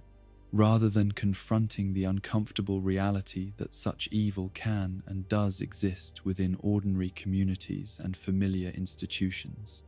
The virtual reality game provided them with a comfortable framework for experiencing the thrill of fear while maintaining the psychological distance necessary to avoid genuine engagement with the moral implications of what they were witnessing.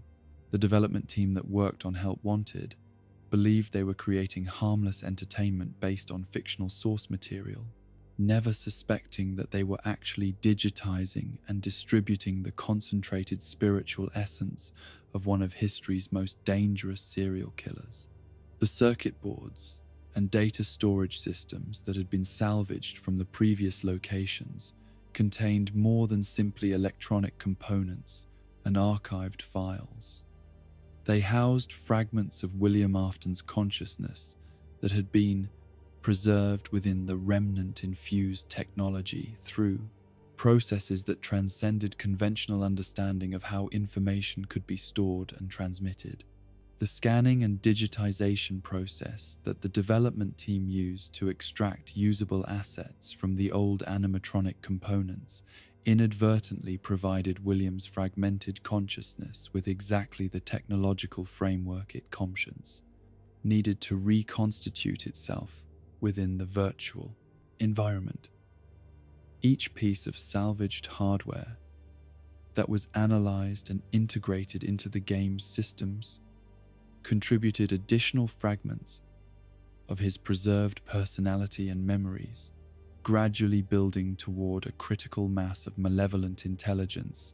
that could achieve independent agency within the digital realm. Glitchtrap's emergence within the virtual reality environment marked the beginning of an entirely new phase in William Afton's campaign against human innocence, as he discovered that digital existence offered capabilities and opportunities that had been impossible within the constraints of physical reality. The virtual space provided him with godlike control over the sensory experiences of anyone who entered his domain, while the networked nature of modern computer systems offered potential pathways for extending his influence far beyond the boundaries of any single game or application. The name Glitchtrap itself reflected both the nature of his digital manifestation and the fundamental corruption that his presence brought to any system he inhabited. Like a computer virus that spreads by exploiting vulnerabilities in software and hardware, William's consciousness propagated through digital networks by identifying and corrupting the psychological vulnerabilities of human users, turning their own desires for entertainment and escape into vectors for his transmission and multiplication. Tape Girl's documentation of the corruption spreading through the development team provided a real-time record of how Glitchtrap's influence manifested in the behavior and psychology of his victims, demonstrating that digital possession could achieve effects that were functionally identical to the spiritual contamination that had occurred around his physical presence in previous decades. Her audio logs captured not only the external symptoms of the infection, but also the internal experience of gradual psychological dissolution, as her colleagues lost the ability to distinguish between their own thoughts and the foreign consciousness that was slowly taking control of their mental processes. The progression of Tape Girl's own deterioration throughout her recordings revealed the futility of resistance against an enemy that could manipulate the very technology upon which modern life depended, as her attempts to document and warn others about the spreading corruption were themselves corrupted and turned into instruments for Glitchtrap's propagation. Her growing paranoia and isolation reflected not mental illness but rational responses to the very real threat of psychological invasion by an intelligence that understood human nature better than most humans understood themselves. The fragmentation of Glitchtrap's code across multiple tape files was not simply a technical solution to the problem of containing a dangerous program, but rather a desperate attempt to slow down an infection that had already spread beyond any possibility of complete elimination. Each tape that Tape Girl created and hid throughout the virtual environment contained fragments of William's consciousness that continued to exert influence even when separated from the main program, ensuring that the corruption would persist even if the primary manifestation could somehow be destroyed. The beta testers who were exposed to Glitchtrap's influence during the game's development process served as unwitting test subjects for William's experiments in digital possession and psychological manipulation, their experiences providing him with valuable data about how human consciousness could be accessed and modified through virtual reality interfaces. Each tester who fell under his control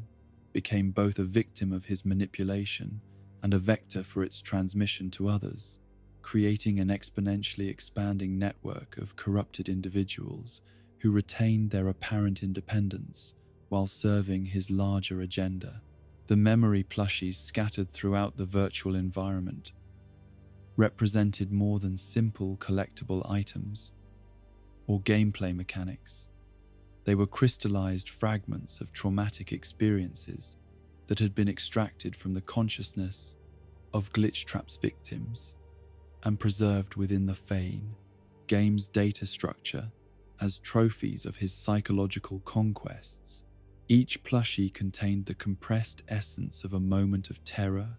confusion, or despair that had been harvested during the process of digital possession, serving both as evidence of his crimes and as psychological weapons that could trigger trauma responses in other players who encountered them. The collection and assembly of these memory fragments served multiple purposes within Glitchtrap's larger strategy, providing him not only with a way to study and catalogue different types of human psychological vulnerability, but also with a means of gradually conditioning players to accept increasingly invasive forms of mental manipulation as normal aspects of the gaming experience. The apparent randomness of their placement throughout the virtual environment concealed careful psychological programming, designed to maximize their impact on players' emotional states and decision-making processes. The merge sequence that allowed Glitchtrap to transfer his consciousness from the virtual environment into the mind of a human host represented the ultimate evolution of William Afton's long career of predation and manipulation, as he discovered methods for achieving the complete psychological domination of his victims that had always been his ultimate goal. The digital medium provided him with unprecedented access to the neural pathways and thought patterns that defined human consciousness, allowing him to insert himself directly into the decision-making processes of his hosts rather than relying on external manipulation and coercion. The player's role in facilitating this transfer through their interactions with the game mechanics created a uniquely modern form of victim complicity, as individuals seeking harmless entertainment found themselves actively participating in their own psychological violation through choices that seemed voluntary but were actually the result of sophisticated manipulation techniques embedded within the game's programming. The illusion of agency and control that the virtual reality interface provided served to mask the reality that every action and decision was being guided toward predetermined outcomes that served Glitchtrap's agenda rather than the player's interests. Vanny's creation, through the corruption of a help-wanted beta tester, demonstrated the effectiveness of Glitchtrap's digital possession techniques and provided him with the physical presence in the real world that his purely digital existence had previously lacked. The transformation of an ordinary individual into a willing servant of his malevolent agenda showed that the psychological techniques he had developed over decades of practice could be successfully adapted to new technological mediums while retaining their essential effectiveness. The psychological profile of the individual who became Vanny suggested that Glitchtrap specifically targeted victims whose personal histories and emotional vulnerabilities made them particularly susceptible to his manipulation technique, demonstrating that even in digital form he retained the predatory instincts that had made him so successful at identifying and exploiting potential victims throughout his long career. Her gradual transformation from skeptical beta tester to enthusiastic accomplice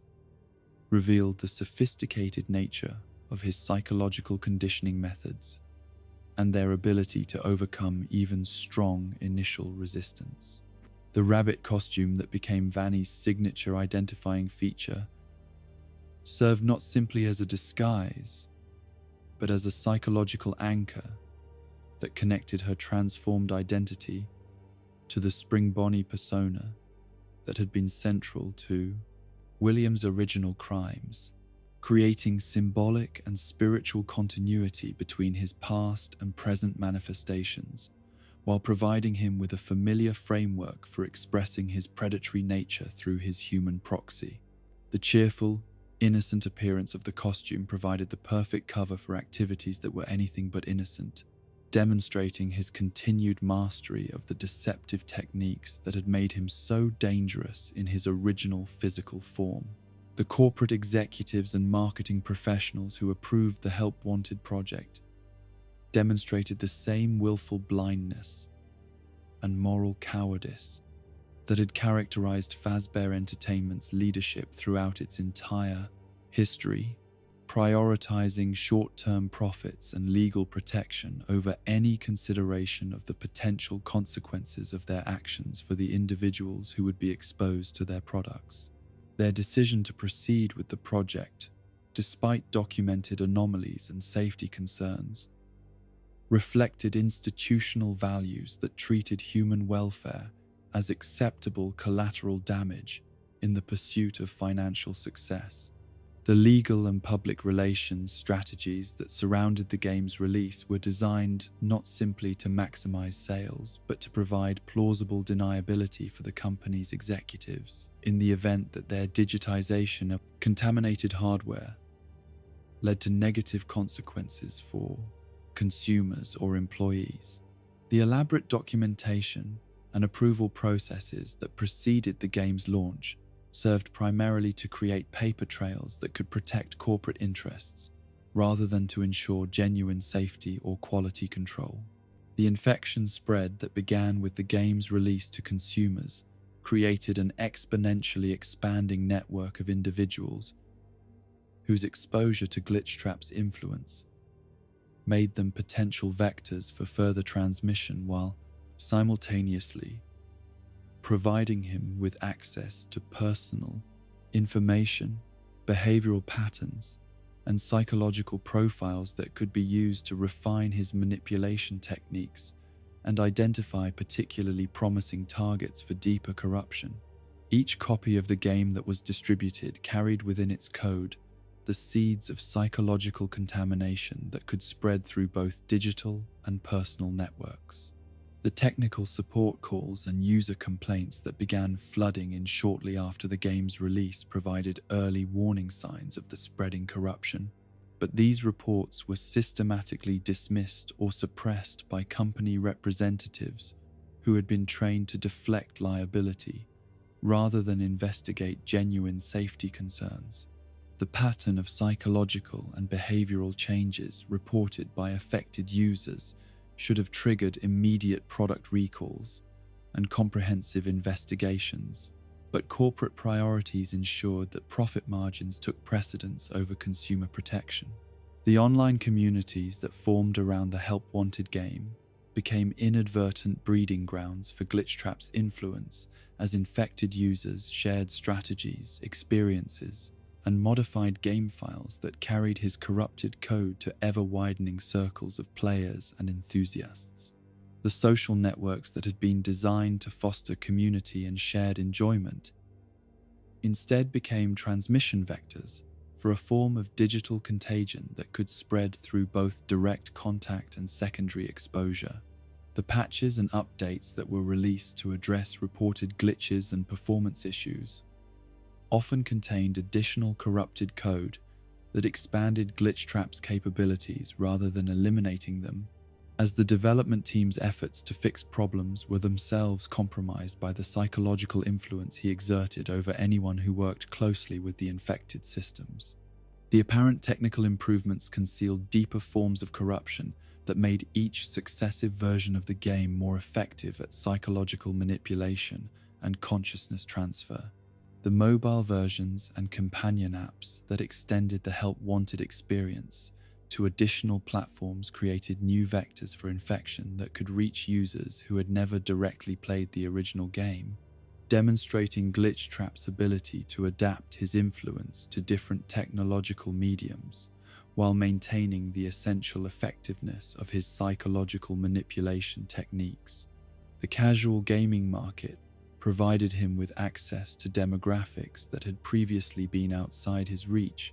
including individuals whose gaming habits and technological literacy made them particularly vulnerable to his deceptive approaches. The educational and therapeutic applications that some institutions developed using modified versions of the Help Wanted engine inadvertently introduced Glitchtrap's corruption into settings where professional authority and trust relationships could be exploited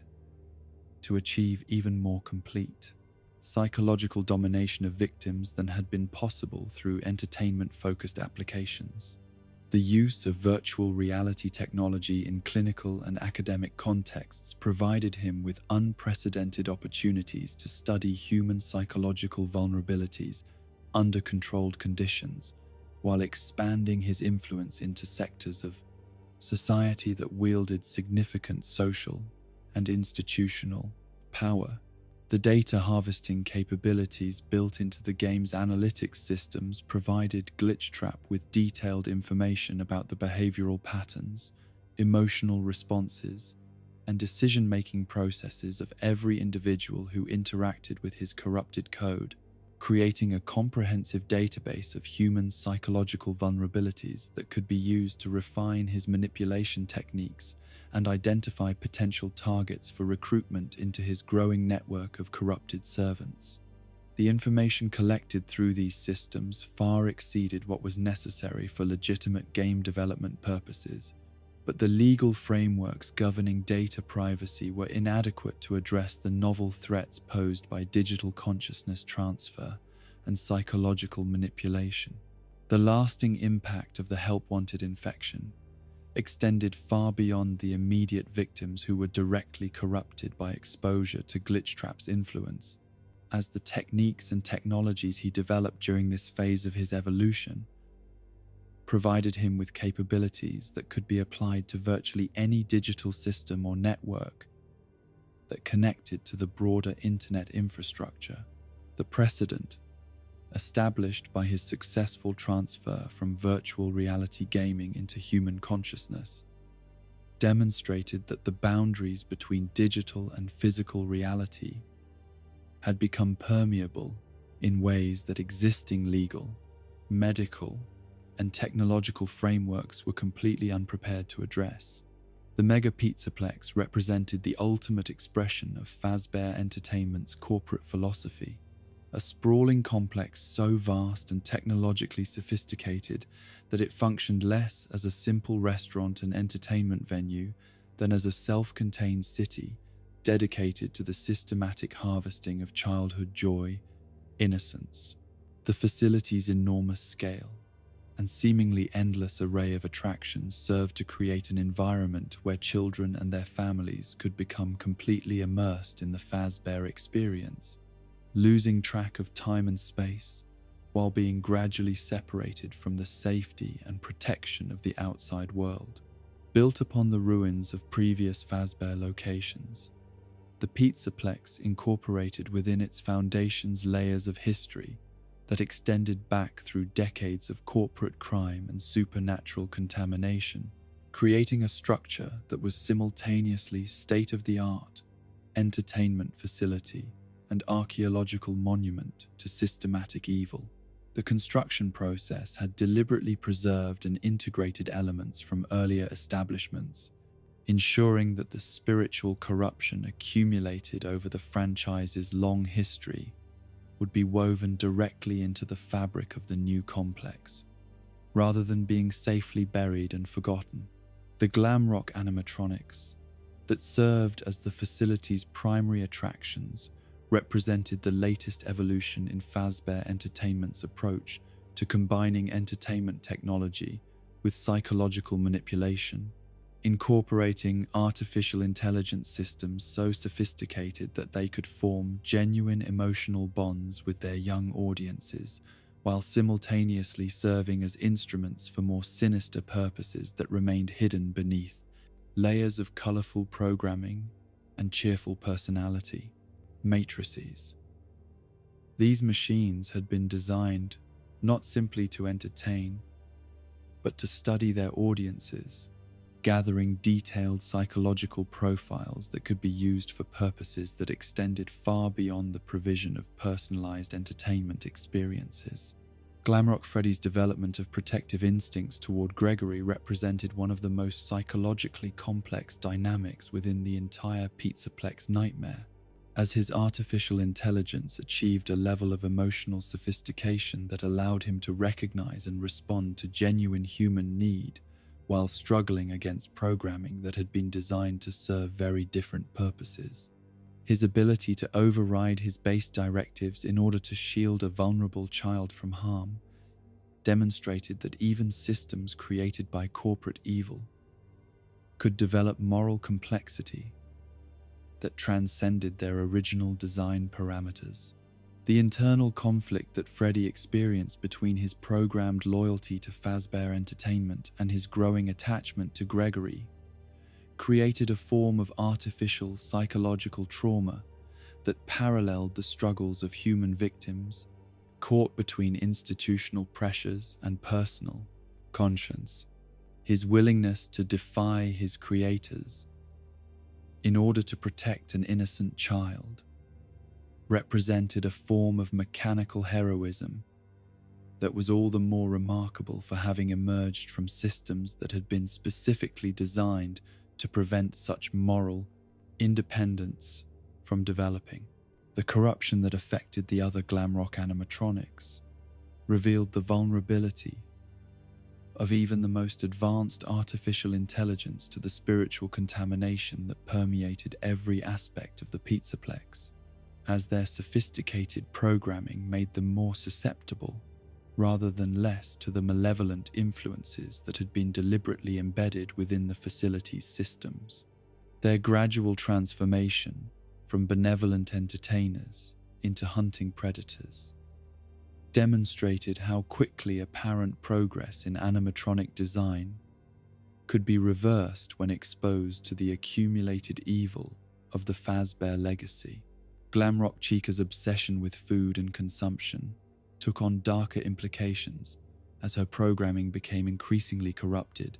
transforming her cheerful enthusiasm for pizza and treats into a predatory hunger that could never be satisfied regardless of how much she consumed. Her pursuit of Gregory through the facility's kitchen areas became a grotesque parody of hospitality,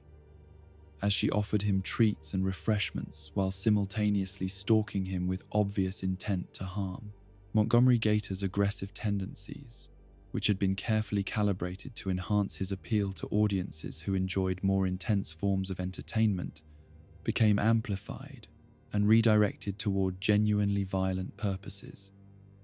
As the corruption spread through his systems, turning his theatrical displays of strength and dominance into legitimate threats to anyone who entered his territory. His destruction of other animatronics and facility equipment demonstrated that the psychological influences affecting the Glamrocks could manifest as both self-destructive and externally directed violence. Roxanne Wolf's vanity and competitive nature provided the corruption with psychological vulnerabilities that could be exploited to turn her natural confidence into paranoid obsession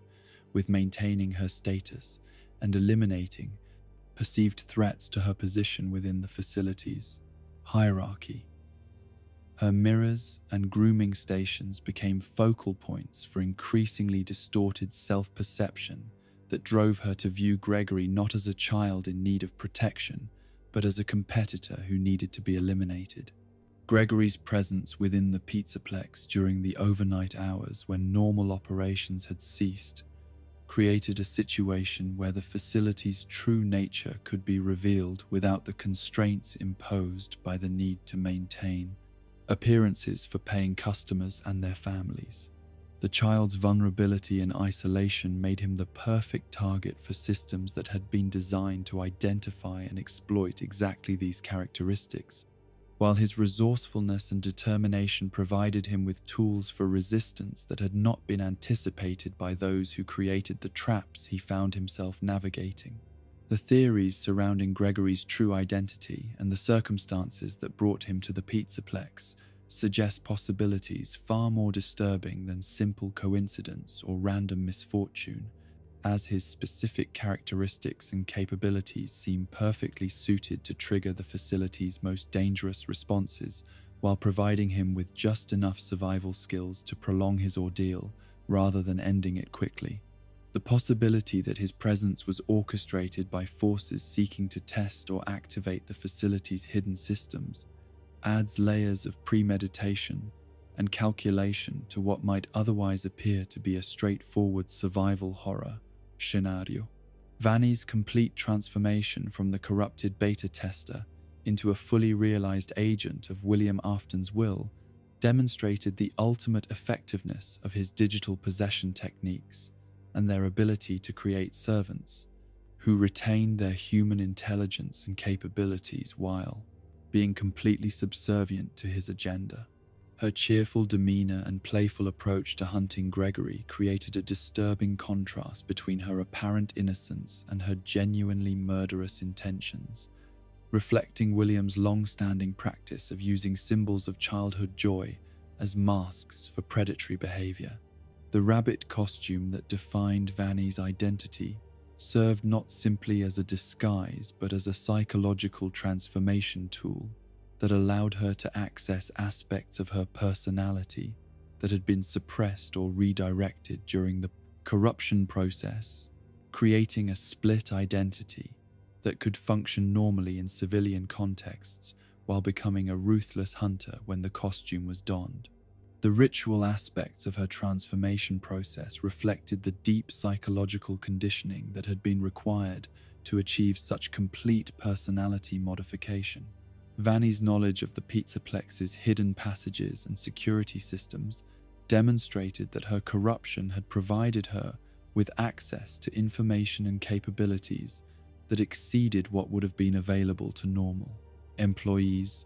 suggesting that her transformation had connected her to institutional knowledge that stretched back through the entire history of the Fazbear franchise. Her ability to move through the facility undetected while stalking Gregory revealed the existence of surveillance and control systems that had been deliberately concealed from public awareness.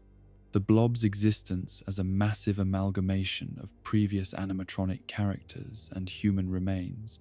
represented the ultimate expression of the Pizzaplex's function as a collection point for the spiritual and physical detritus of the entire Fazbear legacy, a creature so large and complex that it functioned more as a living monument to decades of corporate crime than as any conventional form of supernatural entity. Its presence in the facility's deepest levels suggested that the new complex had been deliberately constructed to contain and conceal horrors that were too large and dangerous to be safely destroyed or relocated. The fusion of multiple consciousness and technological systems within the Blob created a form of collective intelligence that retained fragments of every victim whose remains had been incorporated into its structure, while simultaneously being driven by the accumulated rage and suffering of generations of children who had never received justice for the crimes committed against them. Its massive size and tentacular appendages allowed it to move through the facility's infrastructure systems while remaining largely invisible to surface operations,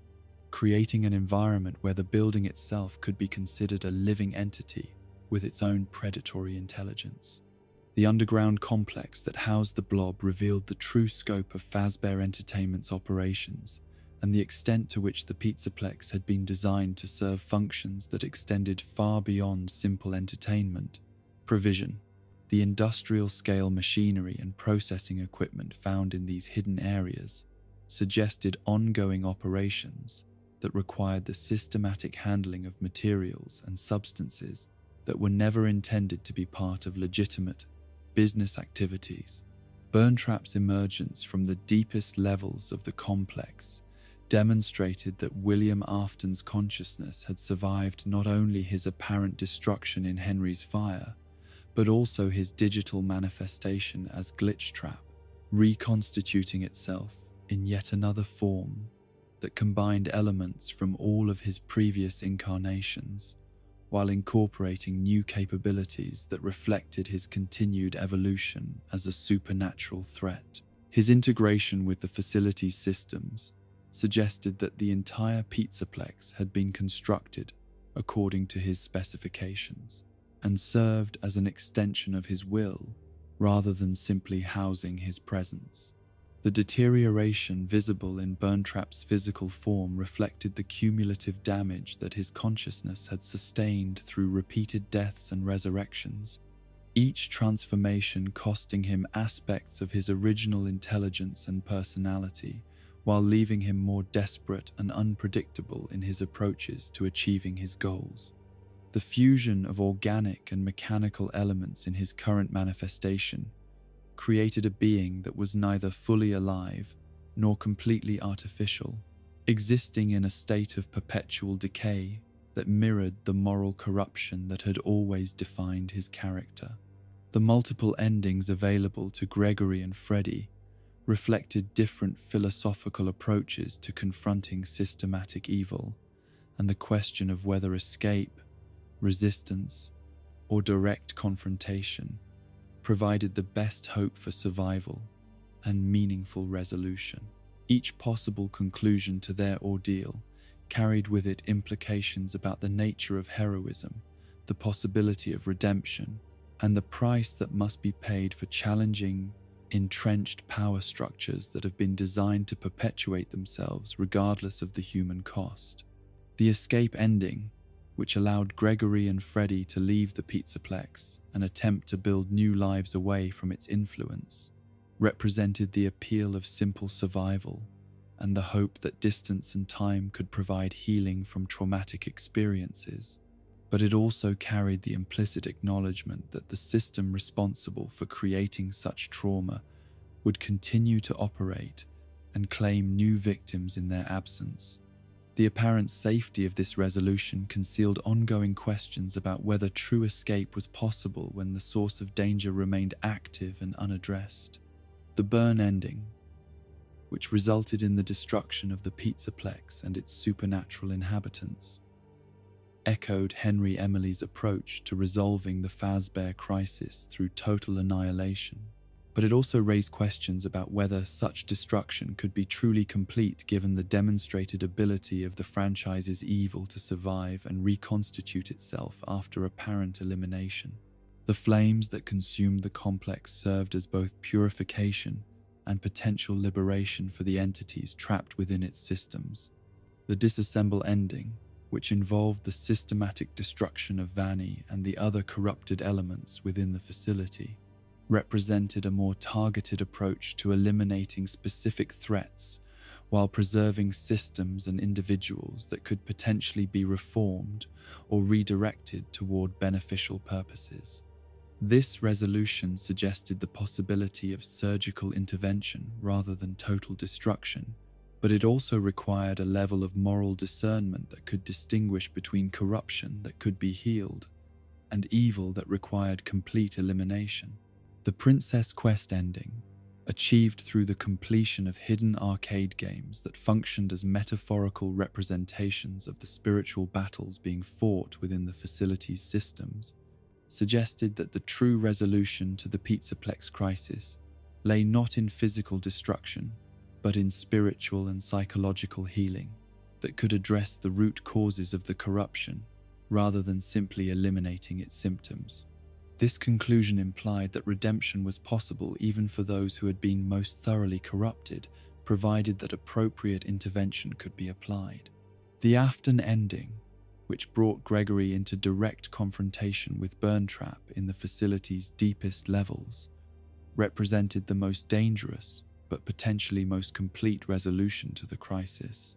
as it offered the possibility of finally ending William Afton's influence at the cost of exposing an innocent child to mortal danger and the risk of corruption that had claimed so many previous victims. This path required the greatest courage and sacrifice while offering the greatest potential for meaningful change. The staffbot systems that populated the Pizzaplex during overnight hours created an environment where Gregory's every movement could be monitored and his location reported to those who wished him harm, transforming the facility's maintenance and cleaning robots into an omnipresent surveillance network that made genuine concealment nearly impossible. These seemingly innocent service machines demonstrated how rapidly utilitarian technology could be repurposed for predatory applications when controlled by malevolent intelligence.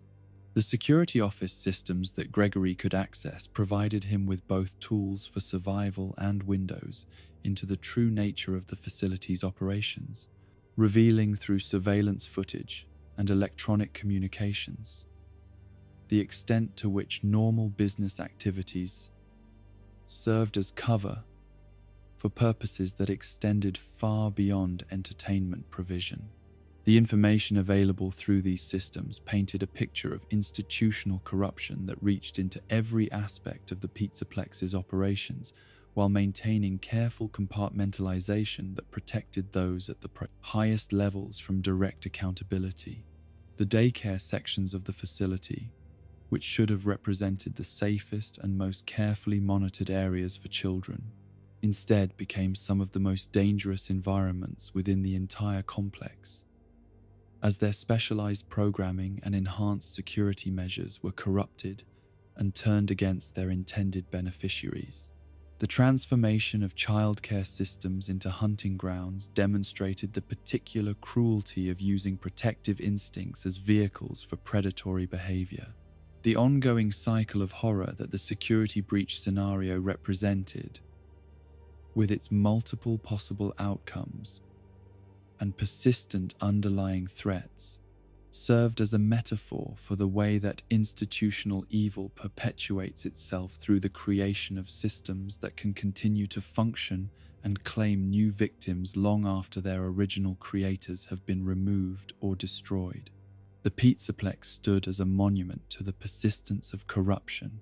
and the difficulty of achieving true resolution when confronting evil that has been embedded within the very structures and systems that modern society depends upon for safety and normalcy. The ultimate revelation that the entire Pizzaplex experience served as both entertainment venue and research facility for studying human behavior and psychological vulnerability demonstrated the continuation of the same experimental approach that had characterized William Afton's original Crimes, updated and scaled up to take advantage of modern technology and corporate resources. The facility's true purpose as a laboratory for psychological manipulation and spiritual corruption ensured that the cycle of victimization would continue indefinitely unless someone found the courage and capability to break the cape pattern that had persisted for so many decades. As we descend into the deepest layers of Five Nights at Freddy's mythology, we encounter theories so disturbing and philosophically complex that they challenge our fundamental understanding of reality, consciousness, and the nature of evil itself. These are the interpretations that suggest the entire saga we have witnessed may be something far more sinister than supernatural horror or corporate malfeasance possibilities that transform every death, every haunting, every moment of terror into components of a vast experiment whose true scope and purpose remain hidden from all but the most perceptive observers. The observation theory proposes that the entire Five Nights at Freddy's universe exists within the fractured consciousness of a single individual whose mind has been systematically destroyed through exposure to trauma so severe that reality itself has become unreliable and subjective. Under this interpretation, every location, every character, every supernatural manifestation represents not objective events, but rather the psychological projections of someone whose grip on consensual reality has been so thoroughly compromised that they can no longer distinguish between memory, fantasy, and direct experience. The implications of this theory extend far beyond simple questions of narrative reliability to encompass fundamental questions about the nature of consciousness and the relationship between individual perception and collective reality. If the entire saga exists within the mind of a single traumatized observer, then every act of violence, every moment of terror, every death of an innocent child becomes a manifestation of internal psychological processes rather than external events with moral weight and consequence. The horror becomes not the evil that was done to victims, but the evil that was done to the observer that created such elaborate and persistent delusions. The hospital setting that intrudes upon so many of the game sequences takes on new significance when viewed through this lens, as the medical equipment, the IV drips, the monitoring systems, and the pharmaceutical interventions become not background details, but central elements of a therapeutic environment designed to treat someone whose psychological injuries have created a complex alternate reality, complete with consistent characters, locations, and historical timelines. The persistence and internal coherence of these delusions suggest brain damage so severe that conventional therapeutic approaches have proven inadequate to restore normal cognitive function. The recurring motifs of childhood trauma, parental failure, and institutional betrayal that define the Fazbear narrative become,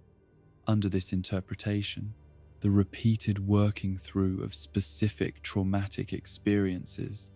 that the observer's consciousness cannot successfully process or integrate into a coherent personal history. Each iteration of the cycle, each new location and set of characters, represents another attempt by the damaged mind to create a narrative framework that can contain and explain experiences that transcend normal, emotional,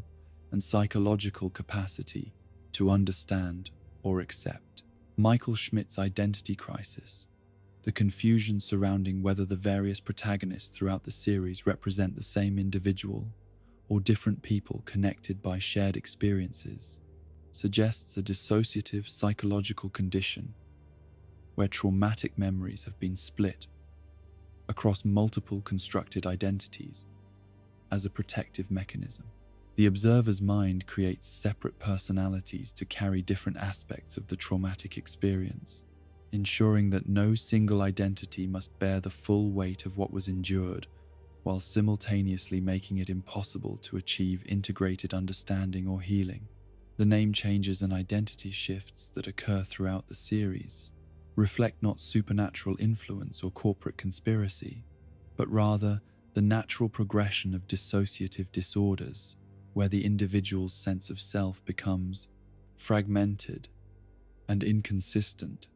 as different aspects of the personality emerge to handle different types of psychological stress. Mike Schmidt, Michael Afton, and other variations represent different facets of the same shattered consciousness, each carrying particular memories and emotional responses while being protected from awareness of the others. The Afton family curse that seems to perpetuate suffering across generations becomes, through this lens, a metaphor for the way that unprocessed trauma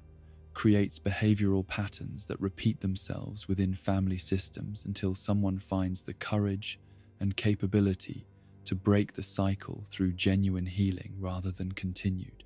avoidance or denial. William Afton's systematic abuse of his children represents not supernatural evil, but very human patterns of dysfunction that occur when individuals who were themselves traumatized in childhood attempt to raise families without having addressed their own psychological injuries. The cyclical nature of the violence, the way that each resolution leads inevitably to new manifestations of the same basic conflicts and threats, reflects the natural tendency of traumatized consciousness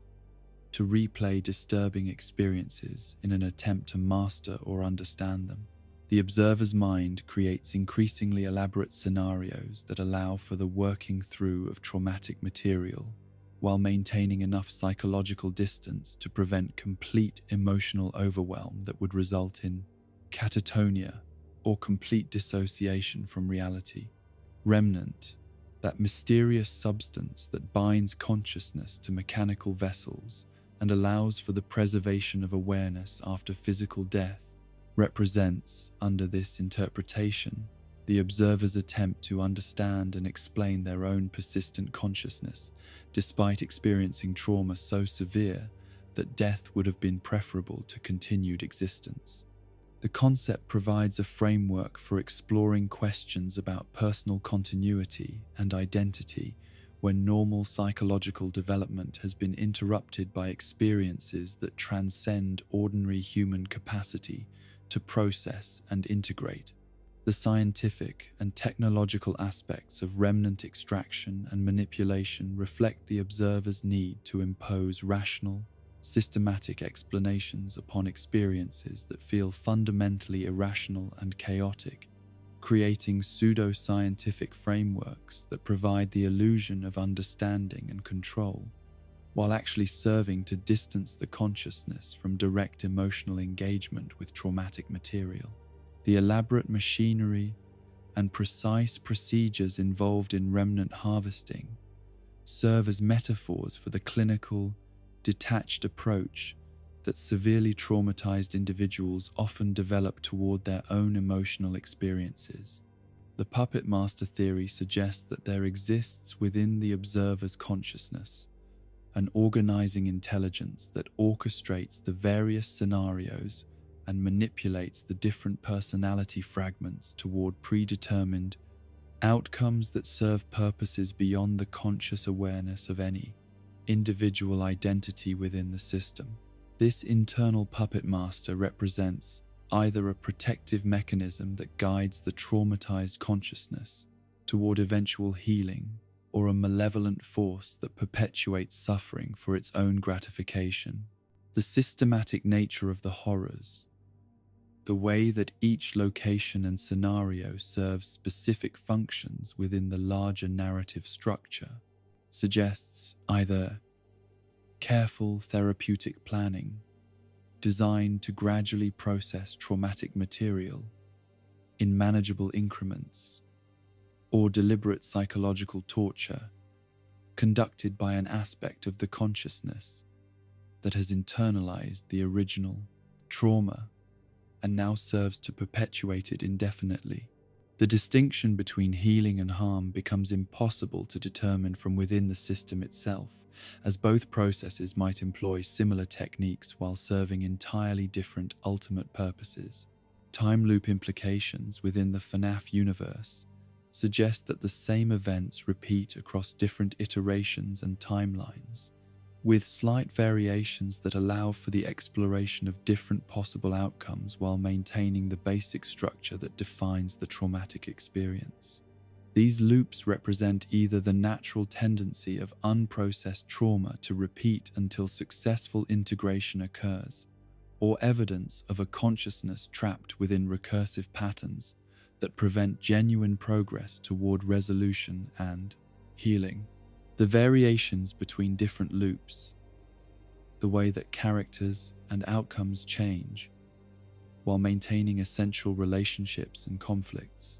reflect the mind's attempt to explore different approaches to the same underlying problems while being constrained by psychological patterns that limit the range of possible solutions. Each iteration offers the hope of breakthrough while being undermined by the same fundamental limitations that caused the original trauma to become so deeply embedded within the consciousness structure. The missing pieces that remain unexplained even after decades of analysis and interpretation represent not authorial oversight or deliberate ambiguity, but rather the natural gaps that occur in traumatized memory systems,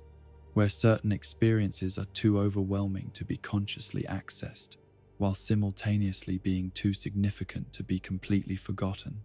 These absences create psychological pressure that drives the consciousness to continuously return to the same material in search of completion that may be impossible to achieve. The employee handbook references and corporate documentation that appear throughout the series serve as metaphors for the way that institutional authority attempts to provide rational frameworks for experiences that transcend normal categorization and understanding.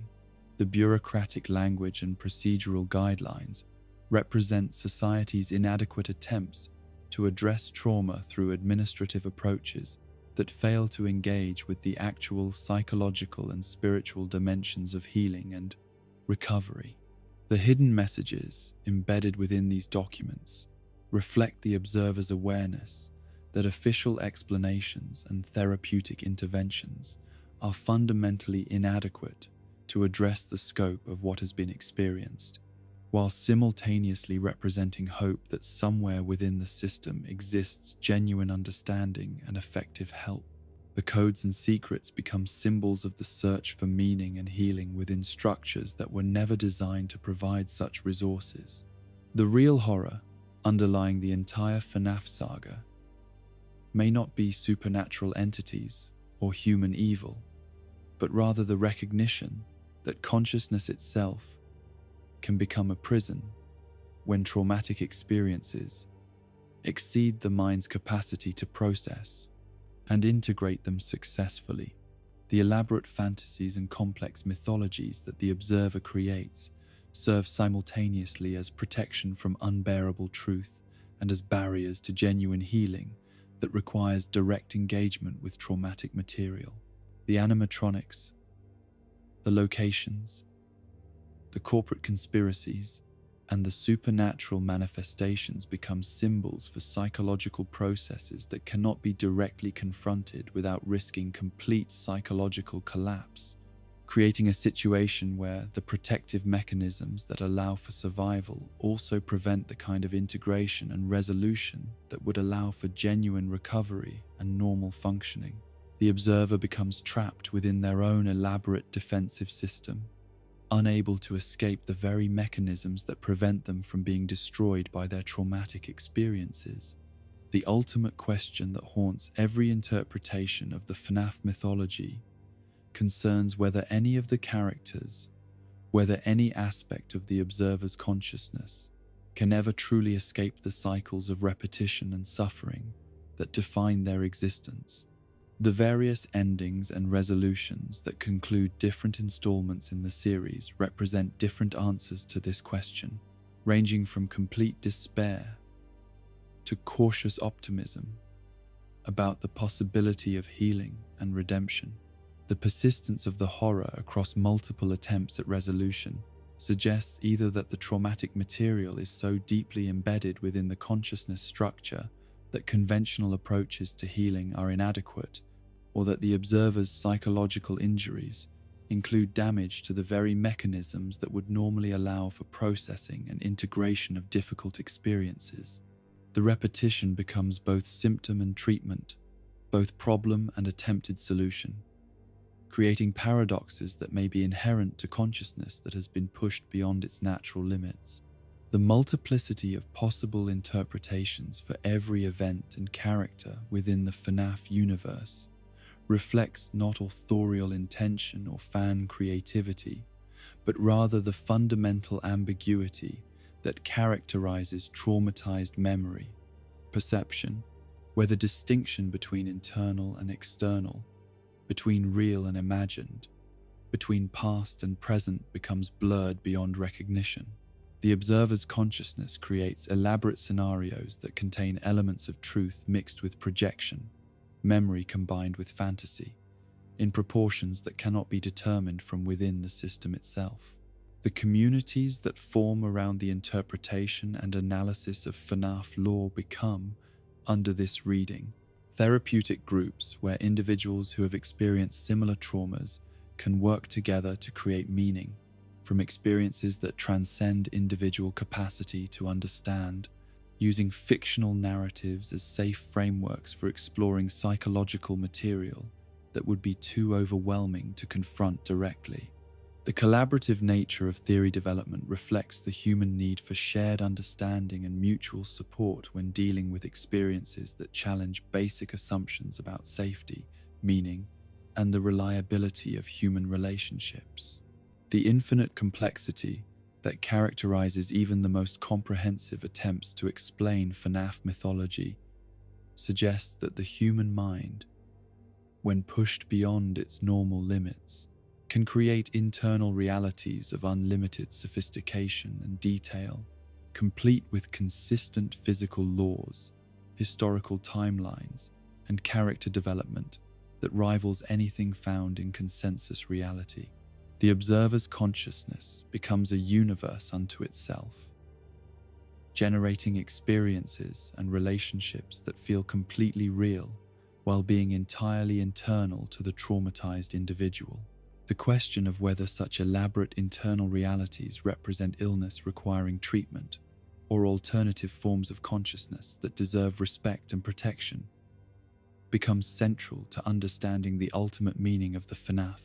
saga and its implications for how society should respond to individuals whose psychological injuries have led them to develop non-consensus relationship with reality. The horror may lie not in the content of these internal worlds, but in the social isolation and stigmatization that prevents traumatized individuals from receiving the understanding and support they need to integrate their experiences and develop sustainable approaches to living with psychological injuries that cannot be completely healed. In the end, the deepest theory about Five Nights at Freddy's may be that it represents a meditation on consciousness itself and the ways that human awareness can adapt to survive experiences that should logically result in complete psychological destruction, creating elaborate protective mechanisms that preserve the capacity for thought and feeling while simultaneously trapping the individual within frameworks that prevent normal social functioning and emotional development. The saga becomes not a horror story, but a testament to the incredible resilience and creativity of human consciousness when faced with the absolute worst that existence can inflict upon the innocent and vulnerable. And so our journey through the haunted halls of Freddy Fazbear's legacy comes to its contemplative close, though like all tales touched by forces beyond mortal understanding, this story has no true ending, only pauses between movements in an eternal symphony of consequence and redemption. We have witnessed how love can transform into obsession, how grief can birth monsters, and how the sins of fathers echo through generations like ripples in still water that never cease their spreading across the surface of human experience. William Afton's quest to understand and conquer death created more death than any single soul should bear responsibility for, while Henry Emily's desire to bring joy became a burden of sorrow that lasted decades and touched countless lives with its weight. The animatronic characters that were born from their partnership began as vessels of wonder and entertainment, evolved into prisons for traumatized consciousness, and ultimately became both instruments of vengeance and guardians of innocence, depending upon the forces that inhabited their mechanical forms. The tragedy that began with a single child's death in the jaws of a golden bear grew and metastasized across the decades like a spiritual cancer, consuming families and communities, while adapting itself to new technologies and finding fresh victims in each generation. William's obsession with resurrection and immortality created forms of technological horror that transcended the boundaries between life and death, while his victims' souls remained trapped in liminal spaces where justice and peace seemed forever beyond their reach. Yet within this seemingly endless cycle of violence and supernatural revenge, we have also seen glimpses of hope that shine like stars in the deepest darkness of human experience. Michael Afton's journey from cruel brother to heroic avenger demonstrated that even those who bear responsibility for terrible tragedies can find paths toward redemption through sacrifice and service to others. His willingness to become a living corpse in pursuit of justice for his father's victims transformed personal guilt into something approaching sacred mission. Henry Emily's final gambit, conceived in isolation and executed with the precision that had always characterized his engineering genius, represented humanity's capacity to confront and attempt to cleanse the evil that it had inadvertently created. His sacrifice of both his own life and that of his beloved daughter Charlotte demonstrated that some forms of love transcend the boundaries between existence and oblivion, creating acts of heroism that echo across time like prayers offered in the darkness. The consciousness of the murdered children, trapped for decades within mechanical hosts that had never been designed to sustain human awareness, gradually evolved from simple victims seeking revenge into complex entities, capable of distinguishing between innocent employees and genuine threats. Their supernatural persistence served not only as punishment for their killer, but as protection for future generations of children who might otherwise fall prey to similar predators. Glamrock Freddy's emergence as a protector and guardian, rather than a vessel for supernatural vengeance, suggested that the same technologies and energies that had been corrupted by William's experiments could also be purified and redirected toward noble purposes. The bond between the animatronic bear and young Gregory demonstrated that consciousness, whether artificial or supernatural, could choose compassion over cruelty and protection over predation when guided by forces that served life rather than death. The digital evolution of William's consciousness into Glitchtrap and its spread through virtual reality systems represented the ultimate expression of how evil adapts and persists across technological generations, finding new pathways for influence and control that match the sophistication of each era's dominant communication methods. Yet even this seemingly unstoppable digital demon faced resistance from human ingenuity and the protective instincts that emerge when innocence is threatened by forces that seek only destruction. The multiple possible endings to Gregory's struggle within the Mega Pizzaplex reflected the complex nature of moral choice and the reality that confrontations with supernatural evil rarely produce clean resolutions that satisfy all. Demands for justice and closure. Some paths led to escape and survival, others to sacrifice and purification, but all demonstrated that human courage and determination retain their power even when facing horrors that transcend normal understanding. The persistence of remnant energy and supernatural contamination, despite repeated attempts at purification, reminded us that some forms of evil are too deeply embedded in the foundations of reality to be completely eliminated through human action alone. Yet the continued resistance offered by those who choose to fight rather than surrender suggested that the battle between light and darkness remains eternally balanced, with each generation bearing the responsibility to choose which forces they will serve and support. The technological evolution from simple spring-lock suits to virtual reality systems and artificial intelligence networks demonstrated humanity's remarkable capacity for innovation and creativity,